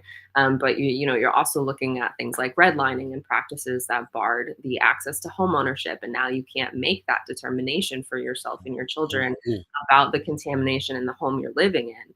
And so I'm really excited to see the data. This has been a passion project dream of mine for a really long time, and I'm super happy that it's happening because obviously it's crucial. It's very important. I mean, there's been excellent effort on this, and then I think it's also like some of these projects just they need to also be taken further. So this is a step for us to be able to take it further. So we are sending out lead tests, lead kits to libraries, and those should start distribution. I think at the end of this week, if not early next week. People can go. They can take a lead sampling test kit. It's got a tube in it. They fill out a little bit of information. They put dirt in the tube, they take it back to the library, and then I'll be going around and picking all of those up. We send them to the lab. We're working with a lab in Detroit who will then tell us how much lead is in that soil. Hmm. From there, the homeowner or the renter, whoever is the one who did that test, they will get the results, and we will also be able to collect the data to be able to get an understanding and start mapping the lead levels across Omaha. I love it, and that's even the lead levels. That's even those tests can even happen to areas that have been remediated by other entities as well. So Yeah. Those of you that are online or that are on right now that know that we have been partnered up with the city when it comes to the lead remediation. We've been talking about it for a while. You get your land tested. If there's something there, they remediate it. This is like the receipts. This is like you this is like you can go back and make sure that remediation is done right by an independent situation where you send it off to a lab outside of Omaha and so on. So I think it's incredible, and I wonder how, as far as the lead is concerned, where did you see the need to even go in this direction to put this project together? So working in sorry, cat is distracting. It's my mom's cat. So working in She made sure to let us know it ain't her cat. That's mama's cat. Mama's I have cat. a dog. No, so working in food access, working in agriculture, gardening, you kind of start with a solution. And the solution for me was great. People need to plant food. We need to grow food. We need to bring back commons. We need to bring back shared space. We need to bring back this concept of I'm doing this, you're doing that, we're going to trade. And then so you have this happy dream of how that's going to go. But of course, we have these compounded, like they're called like wicked problems, where the problem is so big, it's hard to trace the origin because there's so many issues feeding it. And so it's not as simple as we're going to grow food, because then you do research on this. And I'm from Pennsylvania, or grew up in Pennsylvania, but Pennsylvania also has a lead issue. But it is then becoming, I actually can't tell you to plant food because I could be further poisoning your family. I could be further impacting the health of your family, which, I mean, if you are at all trying to commune with nature or be a part of the greater whole, is so painful of the fact that like this family has a need. I know how to do a thing that will, it won't take care of all their problems, but it might at least supplement what some of their need is. But I actually can't tell them to do it. And then it's like, okay, so we do raised beds, which cost money. And so raised beds cost money, filling raised beds costs money. They're like, and then so then gardening becomes, there's so many barriers to access to be able to garden. And that's not how it should be. You should be able to walk outside and you should be able to plant food, and that should be that. And then you eat the food. But so I just kind of started spinning on this and probably spiraling on it. And like, I just want people to be able to eat, and especially like culturally relevant food that they can't go get at the grocery store. And there's all these variables of maybe, things would grow better in certain areas than here.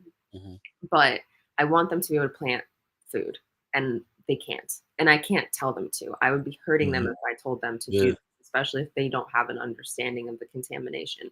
And it's not just lead. There's other things. There's other contaminants too.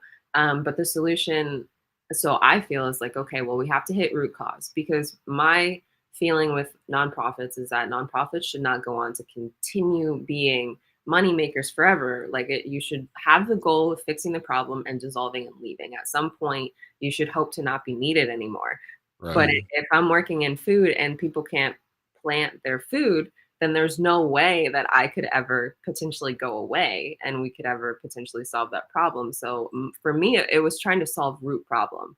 How can I solve the root problem so that way I can then go on to do the work that it is that I'm trying to do? Because right now I can't do it. Got it.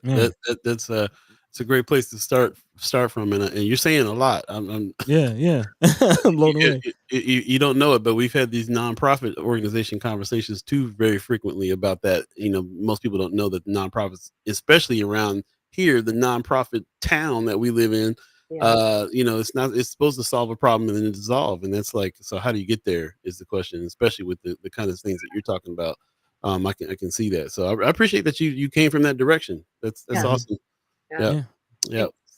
Anthony Rogers, right? You got. It sounds like you got an environmental justice ally over here. So you guys maybe need to hook up too.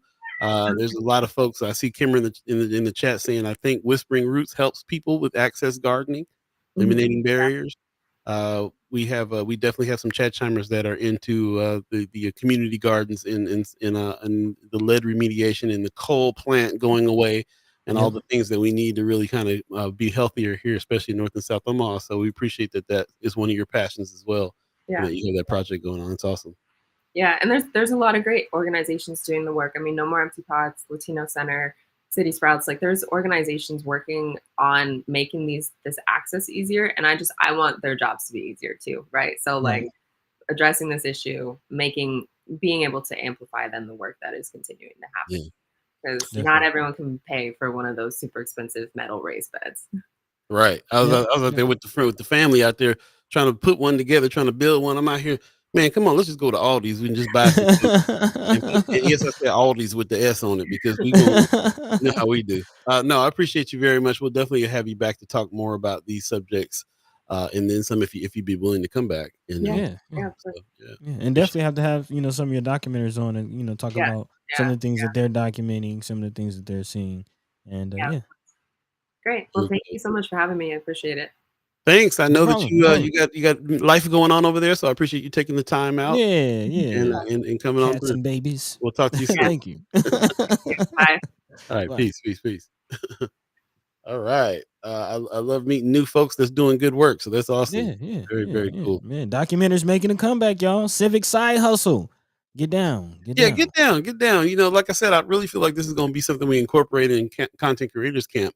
Might be a thing, man. You got to go through documenters training too, because so it's all on the same line of what we're trying to do here. So, and it's part of journalism. It's kind of some of the first steps of journalism. Really, is to learn how to pay attention, listen, write down what's being said, and be a source. So, speaking of sources, that is pretty much at every meeting and at everything all the time. The hardest working woman in civic life in Nebraska, Kimara Snipes, is in the chat. Good morning. Good morning to you. How you doing?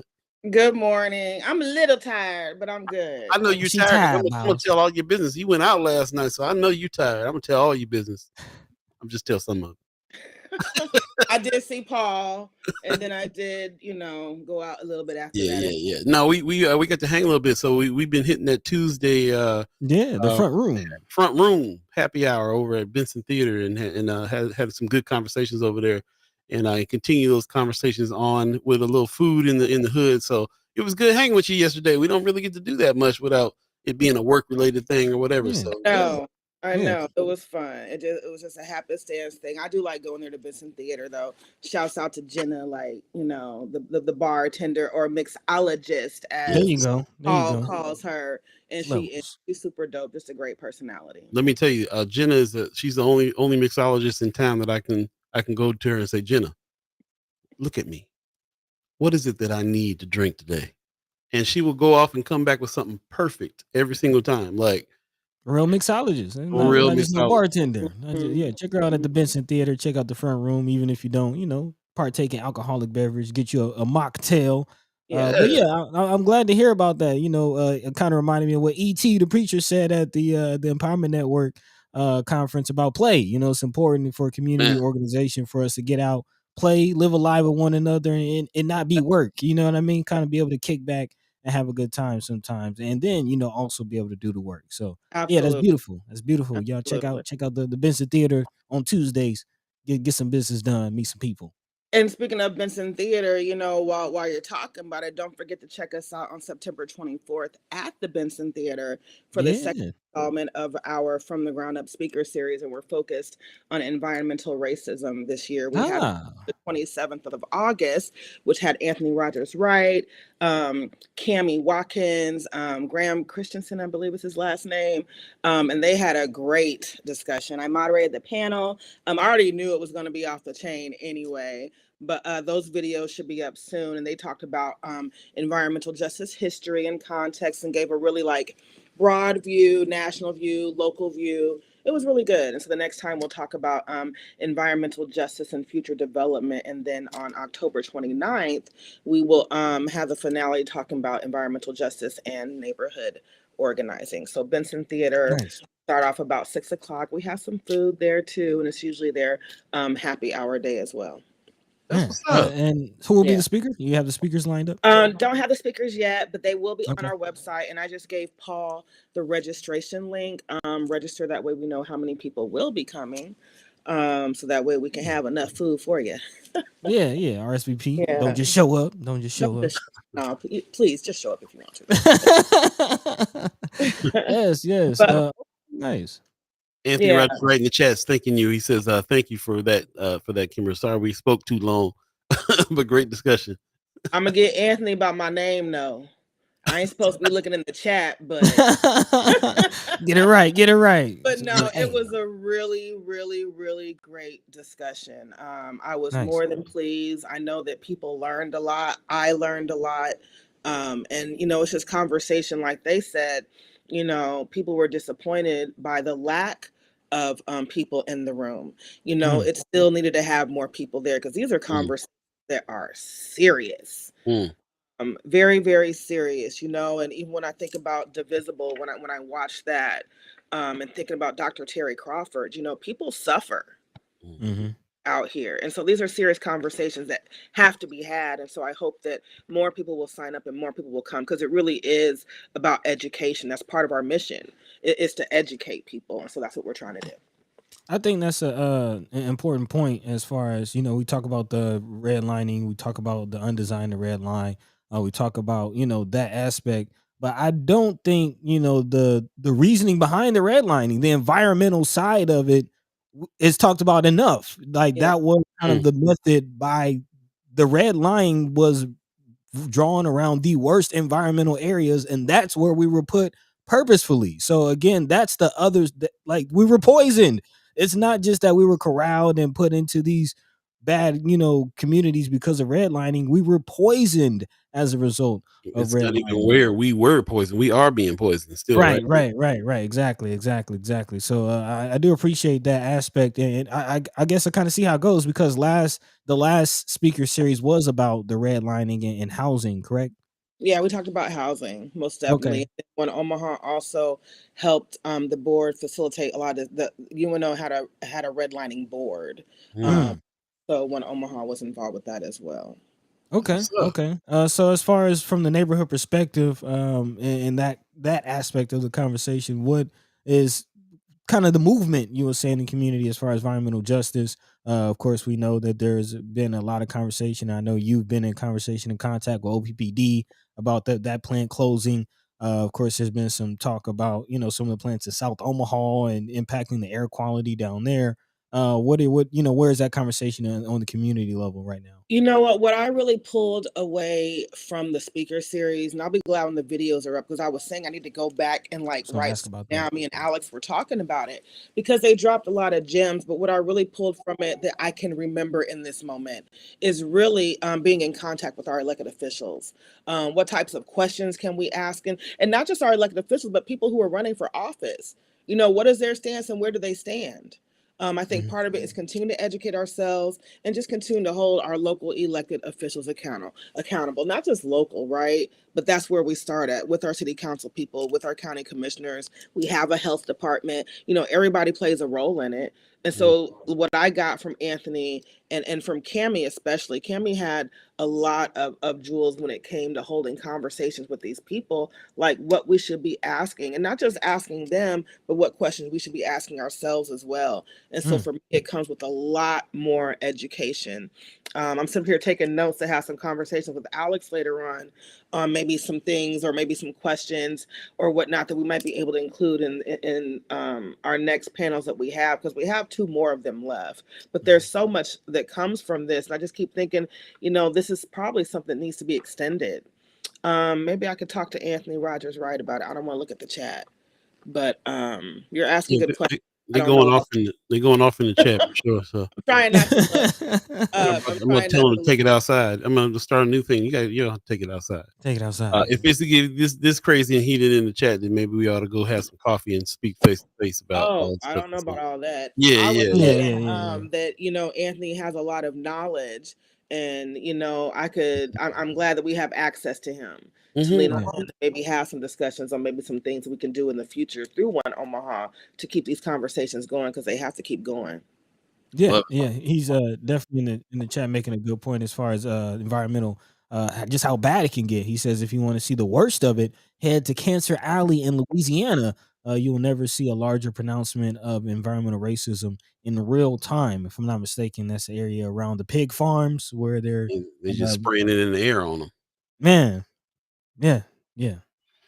Also, he says, yes, indeed, Cammie was the only candidate to include the EJ platform. We also need to educate folk on available IRA funds before they are no longer available, and we need to shut down that power plant yesterday. OPPD needs to be held into full account. So I love that you're going there. Like you said, the first batch was about housing. The second batch is about what's surrounding your house, your environment, what's going on with your land, what's going on with your air quality. So you guys, I mean, to think about the fact that, you know, when we used to have you on, it used to be like, what's good in the hood, because we want to talk about, you know what I'm saying? Like, what's good. That's so funny. No, because this morning I like to do notes. And I was like, don't I have a First Guy folder? Oh, nope. It's called What's Good in the Hood. Yeah. Because, you know, you taught us so much last year about neighborhood associations and neighborhood activism and so on and so forth. And I feel like what you're doing now, especially with One Omaha and these things that you're doing now, is such on a higher level too. It's like high level neighborhood discussions and solutions and stuff like that. So yeah, I'm with it. I really appreciate what you're doing in this state, especially. Go ahead. I'm sorry. No. You know, it's just interesting. Some of the things you're saying are some things I have been kind of processing just even over the last really several months, even as I'm doing this survey, you know, thinking about just all my time as like a neighborhood organizer, even not even knowing I was an organizer until somebody told me I was. But you know, through that organizing, I've met a lot of people, just a whole lot of people, and some of that came from the neighborhood. Some of it came from when I worked at Heartland Workforce Solutions, and I was on the business side and trying to work with the businesses, but also trying to help these people get jobs and get them to work and all those different things. And I ended up calling MAPA several times back then. Metro Area Planning Agency is a local quasi-government organization that does planning, you know, for the community, not just Omaha, but surrounding communities as well. And I ended up, you know, calling them a bunch just about transportation because it was ridiculous. You know, they were building these Facebook data centers, you know, and there was this Turner Construction out of Kansas City, and they wanted to work with people of color so bad. But they were building these data centers like in the cornfields, you know? And so I'm just livid. And so I'm calling MAPA. They sucked this guy, Mike Helgerson, on me. And I really think that they did that because it was just like, okay, somebody go talk to this girl before she get on our, really what I think it was. And Mike, you know, back then, you know, was a planner, but today he runs MAPA, right? And so when I got to One Omaha last year, you know, I'm not gonna lie, I've never been an executive director before. And like my girl who was just on here, and I hope I'm using pronouns correctly, you know, like she was saying, it's not like I have a formal college education, you know. So I got this job, and you know, imposter syndrome is real. And Mike had called me, Mike Helgerson, like a month after I got to One Omaha. You know, I had this conversation with him. I got the phone. I was like, what in the heck does he want from me? You know, I just couldn't figure it out. I'm just being very honest. I did a lot of praying and soul searching, and it just kind of dawned on me that, you know, Kimara, you have a network and you know how to like engage neighborhoods, you know, and some of these organizations actually have good intent and want to be able to do that. And so what he was doing was really reaching out to me ahead of time, preparing me for like what was to come. And so right now, there's some questions that MAPA wants to ask around Highway 75. There's questions being asked in the community, and not just MAPA, there's other organizations as well. There's always people coming into North Omaha that want a bunch of information, right? My problem is that they always talk to the same people, right? You have a bunch of people who like to gatekeep and don't like to share. You know what I'm saying? So for me, real engagement just does not happen the way I, as Kimara Snipes, think it needs to happen. And so the conversation I've been having with them is like, y'all need to engage real people, right? Not the same 10, 25 people who always come to the meetings like me, right? People who mean really well, but it always ends up being you. And now they're not getting the information that they really, really not just want, but need. I encourage people to go and look at like the city charter, right? And I can't remember the specific words right now, but when you look at it, you basically get that anything that happens in this city should start with people, right? And so when Omaha, we are being looked at now as an organization who can help local government, quasi-government engage with people. And so I'm asking questions around Highway 75, but not just that, I'm asking questions around this North Omaha Trail that's being built, right? It goes from 30th and Sprague to 24th in Ohio, and they want to add 4 more miles to it, right? There are a lot of people who want it. There are a lot of people who are like, what, why? So asking questions around that, and then just around traffic safety in general. And so I also believe that if you're going to ask people questions, you should do something.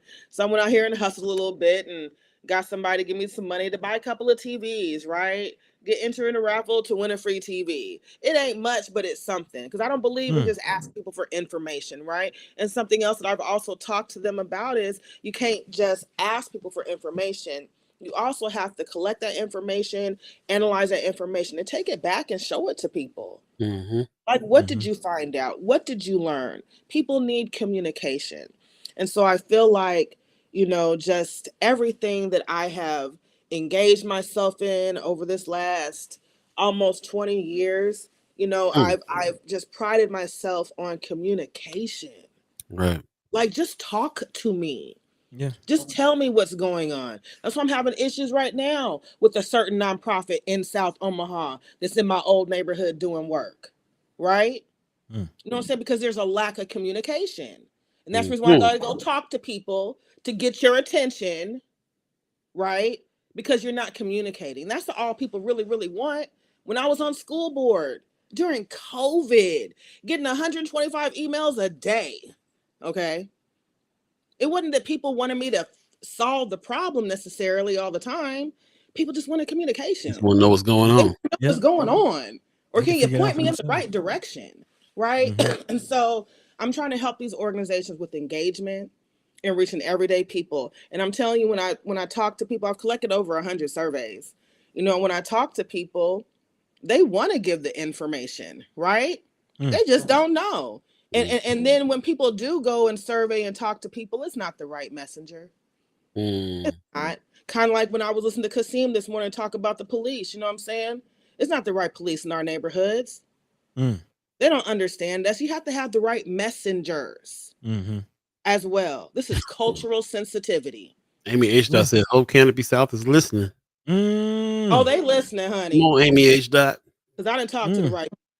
Don't when play you with me in my neighborhood. I hear you. When you we're gonna get to this survey in a minute because I heard you giving away TVs and stuff. So we really I gave away 2 of them on National Night Out Day, one in North Omaha and one in South Omaha. What? She already It's given not out a game. Man. Okay, before we get into that though, you mentioned a couple things that they're looking into. You said 75 North. So is that North, wait a minute. Wait. So my question is that are you telling me that 75 North might be looked at as something that might be taken out so we can get our neighborhood back together? Don't know. Here's the thing. Oh, of course, my phone starts ringing. I am so sorry. 1 second. Okay. If I'm not mistaken, you dropped a link to that chat in the survey in the chat. I did. Oh, you did? I did. I sent it to MAPAOG.org. Oh, okay. No. I that sent was you me. in an email. I sent you a flyer that I have with a QR code on it to take the survey. Okay. Somebody put a link to MAPA in the chat, which is dope. I also put a link to register for the From the Ground Up speaker series in the chat. That's what that was. That's the link that I put in there. Well, I need the link for the contest. I sent that to you and Buddy in an email this morning. Oh, did you now? I did. That don't mean we looked at it. I know. I was actually going to mention it, and then I forgot because I got caught up in conversation. I write it down in my notes. It's all good. I'm gonna try to grab it. But tell us about 75 North first of all. Right. Yeah. So what it is right now is discussion, right? And the overarching theme is that, or fact is that, whatever happens with that area, those ideas should come from people. People who live around there, people who have been impacted by it. That's where that information should come from. So the way this process works is there's a Thriving Communities grant for that. Omaha does not have that right now. They have a grant, have discussions about it. I was in Minneapolis a few weeks ago I went up there for a conference on transportation and met a gentleman who runs a nonprofit who does have the Thriving Communities grant. I went and visited neighborhoods up there that were also impacted by a highway that came through and tore up Black communities. They got 3 of them up there. And so they are in that process. And so I'm in touch with him just to kind of see what happens up there, how they do it, see what goes well, what doesn't, because I imagine that will happen in Omaha. MAPA will apply for that grant and hopefully get it. And then we can have those discussions as well. But know about it, right? I'm sitting here now sharing this information. Tell people, I'm going to come back and share it some more because I want real everyday people to be involved in these conversations. I think about Celeste, Queen Celeste, all the time. Her family lived there and lost their home. I think it's about 1,600 families that were displaced. I can't remember the exact number, but that's a lot. And so whatever happens, that should come from people who are in that area, who are impacted by it, things like that. Okay. Yeah. And there was the second thing you said they were looking into too, 75 North, and what was the other thing you said that MAP might be the North Omaha Trail. And trail, yeah, the North Omaha Trail. Right now, it runs from, I think, 30th and Sprague to 24th in Ohio. I've been on it before on a bicycle, not on foot. Just asking, people about that. Do you even know about it? Right. If you don't know about it, would you use it? Like, if you have used it, do you like it? What don't you like about it?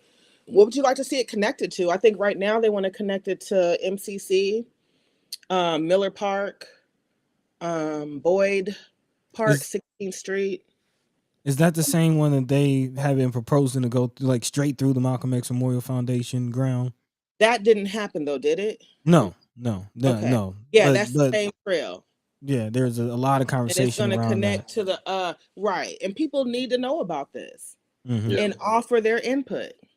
That's actually not a small thing. That was kind of one of the big things as far as the Omaha Atlanta connection that really jumped out to me as far as the Beltline bike trail that they built down here, and just kind of what seemed to follow that type of development. And speaking to people in the community down here, and it seemed like once they put up a Beltline, then they start putting up businesses, and you start getting coffee shops, and you start getting certain activities following these Beltlines in this area. So very, very interesting to see. And it's all part of, it all kind of breadcrumbs back its way to the whole purpose built. If you know about that development, purpose built organization, which is 75 North, which is Canopy South, Buffett. I mean, that's, that's that whole thing is all kind of wrapped up into it. Yeah. And people need to know that. Yeah. And you should be offering your input about that and other people who know that. Right. Mark Manners talking about that trail. He says, I use that trail to get to work a lot. He's riding the bike right now. He's probably on the trail right now riding. So looking around like, hey, talk about me. Don't crash now trying to post. Yeah, be safe. But yeah, I appreciate that. Anybody who's in the chat that's listening right now, please reach out to us. Let us know. Do you use that trail? Do you know about it? Also, your experience with 75 North. If you're a person whose family's got displaced, especially, love to hear those stories there. And even like, do you use it today? Right? What is your experience using it? What do you think what kind of impact do you think it caused to the community? Wanting to hear that as well. So there's a few questions, but I'm trying to reward people for that as well. Yeah, get a TV. You can you can be entered into a raffle day. I can't give everybody a TV. There you go. Get a chance to get a TV. What Kimara like to do? Yes, but I can't. Okay, this is make that the survey that we're talking about here. This is the flyer. I went ahead and got off the email. Thriving Communities Program, TCP survey. I'm going to put the actual survey link in the chat in case you guys just want to do it right now. Go ahead and grab that. And of course, we've been joking around about it, but you can really enter for a chance to win a TV here. But the point is that your input is valuable and will help shape future of our neighborhoods in a big way. So definitely, it's going to be at least a 40-inch TV. I ain't doing that. Okay, I was going to ask. What we talking about? Wait a minute now. My mama would have said people in hell need ice water, Paul. Dang. I'm just I need trying to a get a 50. 60. I'm just trying to get a 60 inch, you know. What we talking about? What Take we the talking? Can I 40 watch What's up the in, out here? game? This ain't 1989. I need bigger sell than it, 40. and add some money to it. But here's the flyer here. Definitely check it out. You can scan that if you're looking on the screen. If you're watching this on YouTube on your TV right now, hit us up. Scan that on the thing there, or hit the link in the chat and go ahead and fill that out.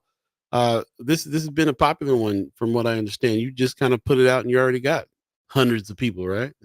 Yeah, I got about 102 responses so far. What's And up? I've also gone to the library and asked people in person. I had to do it for some people. They're a little bit older and can't work the mat, you know. I like engaging conversation with people too. And it's really something else I also get is that people enjoy being included. Well, yeah. People never ask them. And I also notice how other people do surveys where they just kind of print a bunch out and drop them off at the library, just leave it there. And then I asked the librarian how many people filled out, and they're like, oh, maybe like one person the last month. You know, the right messenger, y'all. It all takes the right messenger. And I guarantee the ones that are dropping them papers off ain't giving away no TV. So I think you're on the right track. Well, you know, I'm one of them people who's been the one that has to take the survey, you know, and you know that's my time. Yeah. And your thoughts and yeah. So after the survey is gathered, what you doing with that data? What's going on with it? Then I share it with MAPPA, and like I told them, we have to take that data and we have to present it back to the community. Period. So expecting a report. Oh yeah, I'm actually putting a report together for them right now, which is something new for me. But I also love data, and so it's also some practice for me as well. You know what I'm saying? It's practice for me as well. This is kind of new to me, but I've been appreciating the conversations with them too, because for them it's new. This level, and so I appreciate it. Mike Helgerson, who runs MAPPA, is also on the Inland Port Authority board. I saw this. Yes, I will say that again. He reached out to me. I didn't reach out to him, and he reached out to me less than a month of me being at One Omaha, and so it really came from the history of just engaging and organizing. And I'm thankful that he saw it and recognized it. And I'm glad that he reached out. We have to have some conversations about the type of investment we put in the engagement. Those are conversations that need to continue to happen as well. But you know, it's a work in progress. And I feel like that's part of my obligation right now is to make sure that people understand the importance of engagement and are willing to make the right investments in it. That's what's up. And again, starting some important conversations. So go ahead and check it out, y'all. RG in the chat says I'll definitely be filling that out that survey. So yeah. 8:44 right now. If you believe in the concept of time, before we let you get out of here, tell us about your run for school board. Give us some updates. How's the run going? What's going on? Before I tell you about that, I do want to say this. It was heavy on my heart after this police killing. I just thank God that when my son was 15 and he didn't feel good. I mean, he was 15. I didn't feel good. I stayed home from work that day, and the task force showed up at my house at 6 o'clock in the morning. Shields, big guns, and everything. I thank God I was home, and I thank God it wasn't a no-knock warrant. Because I don't know what might have happened. They had my whole house surrounded, scared the daylights out of me, okay? And had the wrong people. The people they were looking for hadn't lived in my house in years. You know what I'm saying? I've been talking to Senator McKinney about this a lot because I'm an empath. And when people hurt and community hurting, I'm hurting too. And I got a 24-year-old son. You know what I'm saying? And we got to get rid of these no-knock warrants. We got to look at this police contract when it comes up again. There's just things in there I don't like how when something like this happens, they got days and days and days to get their story together. You know what I'm saying? Before they even get interviewed, there are things that we can look at policy-wise and things like that too. We got city elections coming up next year. That contract, I think, is 2 years in, the police contract, but we still got city elections and people running for office. There's questions we can be asking and things that we can be demanding. Period. And that's what I wanted to say about that. School board, I'm working on some literature that I finally got together so I can get that printed and get to just door knocking, straight up door knocking. If you want to send me some money, you got to send me a check. I don't have a website. But I'm getting my literature and getting ready to do this door knocking. That's the biggest thing for me, is getting in front of people and getting in front of their faces. Mhm. I also sent an email this morning to Eric Surveillon, who reached out to me. He wants to do some public panels and this and that. And I said, Who's well, that? Eric Surveillon, who is my opponent, Mm, finally reached out to me about that email I got. mm, And I basically just said that, I don't want to do nothing performative. Things need to be addressed and people need to be held accountable. Because that wasn't just, a statement, that was an attack on me based on my mm, identity. You know what I'm mm. saying? And so that still needs to be addressed. And I'm somebody who likes to address issues. I don't do nothing performative. We could do panels and public, all that stuff, but that comes after the issue is addressed. And that's how I operate. I know And everybody don't like to address issues, but that's how I roll. So and for school board is going fine. Go ahead. those of you that don't remember what she's talking about, she got a anonymous letter that was asking her to step down from school board in order to let the Latino person who is running against her win. Just a direct letter that just asked this way out question that way, and then kept it anonymous, which was Mm-hmm. felt pretty shady. And So also compare me to Joe Biden, but whatever. Mm. like you need to step down like Uncle Joe, basically. Yeah. Yeah, I do remember that part. Yeah. Okay, so there's a possible panel. Definitely looking forward to that. I did kind of have a question, just your take on a story that was dealing with the Find Your Way program, or Find the Why program, excuse me. Uh, Offering high school students big cash prizes for solving real life business challenges. Have you heard about this? Thoughts on it? Mm-mm. No, Okay, I okay. haven't. Find your why. Yep, Mm. Find the Why program. This is coming out of Look, KETV. I know she's taking notes Students right now. Yep. Hey, again, we're Whatever. here to inform. But students ages 13 and 22 compete individually or in teams to solve real problems posed by real businesses. They can pick from several different challenges or participating businesses such as Hawkins Construction, Omaha Public Power District, and now Nebraska Hospital Associates fund the prizes. It says one participant won over $10,000 from this project. Says I've gotten scholarship awards. That's an infinite amount of opportunity beyond just the cash. So yeah, just again, I know you're working Work. with It children. sounds like work experience, Mm-hmm. Mm-hmm. right? And then scholarships. I mean, based on what you just showed, I have no problem with it. I think it's a good Yeah. idea. Okay. Okay. Yeah. Well, Yeah. just We have to more so think about. curious. Go Hmm? ahead. No, I'm just saying, like, we have to think about the future, right? We have to think about what types of jobs will be there, building pathways. Even when I think about MUD, I had a conversation with them, right? And they Mm-hmm. have, by the way, if you're a contractor, this is for you. They have this project, this lead pipe removal, not the same as the lead abatement the city is doing, right? And they said it's going to be like 10 years. I think $175 million project, right? So in Mm-hmm. 10 years, you got kids who will go through all of high school, middle school, and part of elementary, right? What if you have a pathway to help people create, like, contracting businesses or whatever you call them? I don't know all the language, you know what I'm saying? Mm-hmm. But we have to be thinking about these things. So when I hear something like that, like healthcare, right? I know from my time in workforce development that healthcare is an industry that's always going to need, employees, right? Yeah. So, it sounds to me like somebody is thinking about it, right? Thinking future wise as well, but also thinking about the need that kids have. So giving them money to go to school too. I want to know, like, who's the organization that's footing the bill for it. That's what I'm interested in. And what else they got? We'll definitely do some Yeah. research on that and then come back and talk about it another time too. And give us your take on it. I know you wrote some notes Yeah, down. go You look can it come up. back with it. Yep. We appreciate you joining us today. Thank you so much. It's always great to Thank catch up you. with you. I'm going to the headquarters. Hey, the Hey, headquarters is back. We are so happy about this. man. Yes, Man. yes. Big shout out And my to Brother DC Julian. is the general manager. So Okay. So for yeah, those who don't know, sure. Scooters on 30th in Ames is the headquarters. It's back in Yep. action. It was out for about a year. Man. Julian Young ran down all the Man. construction woes that he had trying to get it back rolling, but he did it. He persevered, and it's back. And I was like, I can't wait to run into Kimara down there again. Like that's what it is. Man, that long? It was down that long? Yeah, man, a year, bro.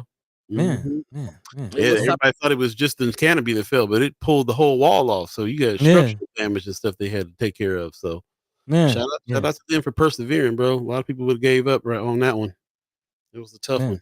Making it happen. And we saw the impact on the community, needing a third place, needing a kind of place to kind of congregate and come together. So all right, man. We didn't know what we was missing until it was gone. We was like, that's how it works out. How y'all ain't got no plugs in this coffee shop? What is wrong with you? I know. I couldn't find a coffee shop with plugs. Get to work. Yeah, hot mess. We'll catch up with you again soon. Alrighty. Bye, Have a good one. Peace. Peace. Man, I always love catching up with her. That's what's up. Amy H. said when Kimara comes out with her own line of notebooks, y'all. Yeah, man, she should. That'd be dope. That's a dope idea, man. It is. Kimara notebook with neighborhood guidelines in the first couple pages of it. There you go. Organizing tips. Let's do it.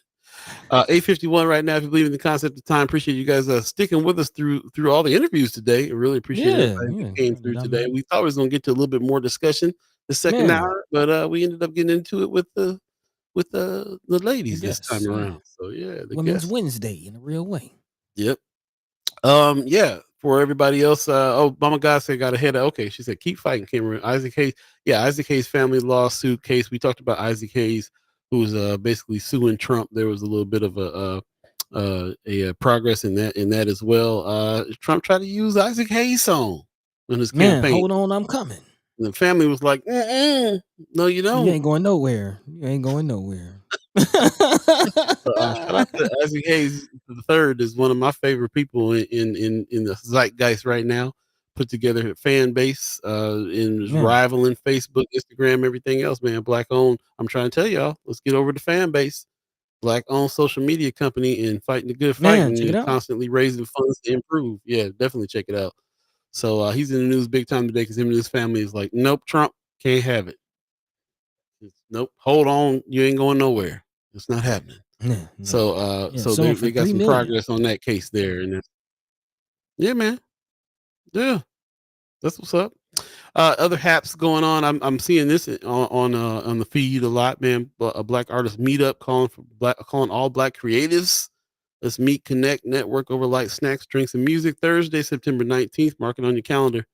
5:30 to 8. Hot Shops Art Center. Let's take over Hot Shops, y'all. Let's do it. First floor event space. Yeah. I can't remember who's behind this, but I've been seeing it on Friends of First Sky Omaha. We'll go back and take a look at it and maybe even have somebody on to talk about it because I think this is going to be a huge deal right here. I'm seeing it all over the place. And I think black artists need a meetup. I really do. Any other haps that you guys are talking about? RG in the chat. Good morning. He says, man, look, someone on my Facebook was like, the family better be glad someone is spending his stuff. I don't know, man. I don't think it's I think they would rather have it not spun at all if Trump is the one spinning it. So I don't know. But I was understanding that I didn't realize that "Hold On, I'm Coming" song was written by Isaac Hayes. I didn't realize. Yeah. Never know, man. Yeah. Look at the credits, but 3 million look like they ain't playing. They ain't playing. Yeah, we hear it all over the place. I saw YouTube sue somebody one time, and U2, the band U2, and also Bruce Springsteen's always in the news, telling a politician not to use this song. So the fight is always going on, but I've never seen a black family chime up like, look, enough is enough. Man, I mean, how many of our legends own their masters? How many of our legends, are in the position to even make a move like that? So that's kind of the big thing for this story, for me. Big shout out to, Isaac Hayes making power moves, man. These are power moves, starting your own social media company. Man, standing on business, as they say. The third. Come on with it. Yeah. That's what's up. Also, one more thing I wanted to mention too is Ashley Spivey, who's gave us a nice little card about saving the date. Voter registration deadline October 18th. Absentee ballot request deadline October 25th. Absentee ballot return deadlines November 5th, and early voting from October 7th through November 4th. So just to make sure that you got those days. Speaking of putting dates on your calendar, make sure all that's happening. And before all this happens, make sure that your ID is up to date as well. And Man, if you don't have one, apparently you can just go to the DMV and say, "Listen, I need an ID for voting purposes," and they'll give you one for free. they got you. And they got you. Hopefully they get it back to you in time to use it on vote day. that part, yeah. DMV be slow. Man. Yeah. Anybody else got any haps happening? Let us know what's going on. Yeah. If you didn't do it in time here, then of course put them on Friends of First Sky Omaha. But anything across your radar happening? No, lately? man, it seems like it's kind of quiet after last weekend. All the festivities went down last weekend. Again, Jacquees and Dej Loaf was in town, and Afrofest went off in a real way. A few people was gracing the stage. Saw my man Marcy Yates and the homies out there getting down. Of course, heard Sherman Wells, shut the stage down. So seems like a lot of people kind of, recovering from last week. But if anything going on, any haps, definitely let us know. Drop that into the chat, and we'll try to put that on the weekly wrap coming up later this week. I'll let the people know what's going down this weekend. But other than that, man, I'm feeling good. I am looking forward to the Nebraska Colorado game. I know you're not big in the sports, but hey, that's great. yeah, man, Nebraska, Colorado. Coach Prime and the crew is coming to Lincoln. Yeah. Be a big deal, man. It is. Yeah. All the celebrities been at all the Colorado games, man. So especially coming off a win. Last game. Both teams are winning. So yeah, I think Lincoln is gonna be very energetic this weekend, to say the least. But other than that, yeah, I don't know, man. Chilling out, feeling good. Let us know what's going on with y'all. That's what's up, man. Just want to remind everybody there are other podcasts, other stuff going on out there, man. Shout out to Anthony Rogers Wright. I'm putting the link in there right now. Go check out his full spectrum show. Definitely listen to what he got to say on a lot of the subjects. Appreciate him always fighting the good fight. Fighting the fight on the chat though. I'm gonna tell y'all. I'm gonna start telling y'all. Take it outside. Take it outside. We want to respect the time of the guests. I know you guys get into it, go back and forth. You know what I'm talking about. You saw the chat earlier. Appreciate y'all having the conversation, but if it gets too much and it dominates the show, then I will say something about it. And I highly suggest, if it starts getting heated like that, y'all let's meet in person, get together and have a conversation, bro. Yeah, let's air it out. Let's not lean into semi troll behavior on the chat, because we have a chat that doesn't have that stuff going on. So I just want to remind everybody that's what's up. That's what's up. Anthony Rogers Wright says, laugh out loud, not a fight, a spirited debate, but here you and will respect the wishes of the host. Always my bad. That's all good. I know you get fired up. You get fired up. Like I said, I'll just ignore the back and forth going on and get to, the comments that are related to what it is that we're talking about. And you guys do what you do. And, I don't like telling grown men what to do. Do what you do. But I'm just saying, I might be like, yeah, y'all have to take this one outside or get on your show or something. Especially when we got guests on that I really want to engage. We're trying to be thoughtful about who we bring on. And I just knew, especially Leah, that she was going to be somebody that you guys related to because of the things that she's about. And we had a conversation with her earlier, and we were just like, wow, okay, yeah, she's. I talked to Matt Wynn last night too, Flatwater Free Press, and Matt was just like, "Oh, Leia's a powerhouse." You know how like people are powerhouses that don't know that they're powerhouses. Like, yeah, I know about that. He's like, she's one of them. I was like, okay, and aligned with a lot of stuff we're about. So in the fam instantly is how it's going down. So that's what's up. Fighting the food war, environmental justice warrior, all about it. All about it. Yeah, man. Yeah, man. So appreciate that very much. Yeah, man. Anthony Rogers right. Maybe we do need to at some point. We kind of had it in the plans at some point to do some live roundtable discussions, have some conversations and stuff like that when we get the capacity. And now that you up and running with your podcast, and we got some other people that are coming through on the Black media tip, then maybe we can kind of put something together all together and get it popping. So, man. Yep. Appreciate it. RG said, BZ says, keep it civil or you got to go. Got to go. Mike Lee too. He says, I'm always down to talk. I want us to just be real when we talk. Mike Lee, you part of that. You part of that group too. I don't got to be like, take it outside if y'all going. We're all about real talk, real time, but let's keep it focused. Keep it focused. So that's right. We appreciate the energy. Yeah, and let's keep it moving, man. So With that, just about 10 o'clock. Actually, it is 10 o'clock my time. It's actually 9 o'clock. I don't know what you're talking about. This is 10 o'clock my time. First Sky in Omaha, not First Sky. You understand? No, you over there too long now. If you're gonna start calling Atlanta time, it's 9 o'clock in Omaha, Nebraska. It's like 6 o'clock pops time, so that's why we say if you believe in the concept, but it's definitely time to go. So we definitely appreciate you, love you. We thank you for tuning in. Again, big shout out to our guests. I don't want to slaughter, but Sister Leah for coming through. Thank you. And also Leah Sister Wambui Kimara. Keinama. There you go. And also Sister Kimara, thank you as always for coming through. We appreciate y'all. And with that, Paul B. Yep. Take it away, man. Man, Pop says, guys, thank you for all your efforts to bring us so much needed information in a great way. We love you. See you on Monday. Appreciate you, Pops. Nice. Very much so. Appreciate all you guys. Can't do it without y'all. So really appreciate everybody in the chat as well. Yeah, Kimmer, you got to go back and check out the chat. If you missed this show in any parts at all, you can see this in its entirety going back to YouTube and Facebook. Something's going on with the chat on YouTube. It's not reposting. So apologize for that. I'm still kind of looking into the back end of it to find out why. Man. It's not happening. So every time we think we're going to be able to lean on one thing, I'm like, man, good thing we got some chat on Facebook right now. Because take his ticket. Always something, bro. So one of these days we'll be on fan base on a black owned show doing this and doing it right. Or our own. You know what I'm saying? There you go. Either way. But appreciate everybody that goes through it. We're here for the conversation, so we understand that things will have to be perfect all the time, but we appreciate you bearing through the imperfections and the things. Definitely continue the conversation and elsewhere, and also on Friends of Facebook where that happens. It's a group page on Facebook, Friends of First Sky Omaha. And that group page is where the conversation happens when we're not live. So please continue it there as well. Appreciate everybody that came on today. Shout out to the guests, of course. We're going to have the senators on Monday and possibly hear from Queen Shamika next Monday as well. So we'll be anticipating that. Stay tuned on that. Lots more guests, lots more discussion and talks to come. Look out for the newsletter that'll be dropping on Friday. Again, if you have not signed up for the weekly wrap, please do so. I'm going to put this in the chat one more time so you guys can just click on it and put your email address in. Get down with us on the weekly wrap.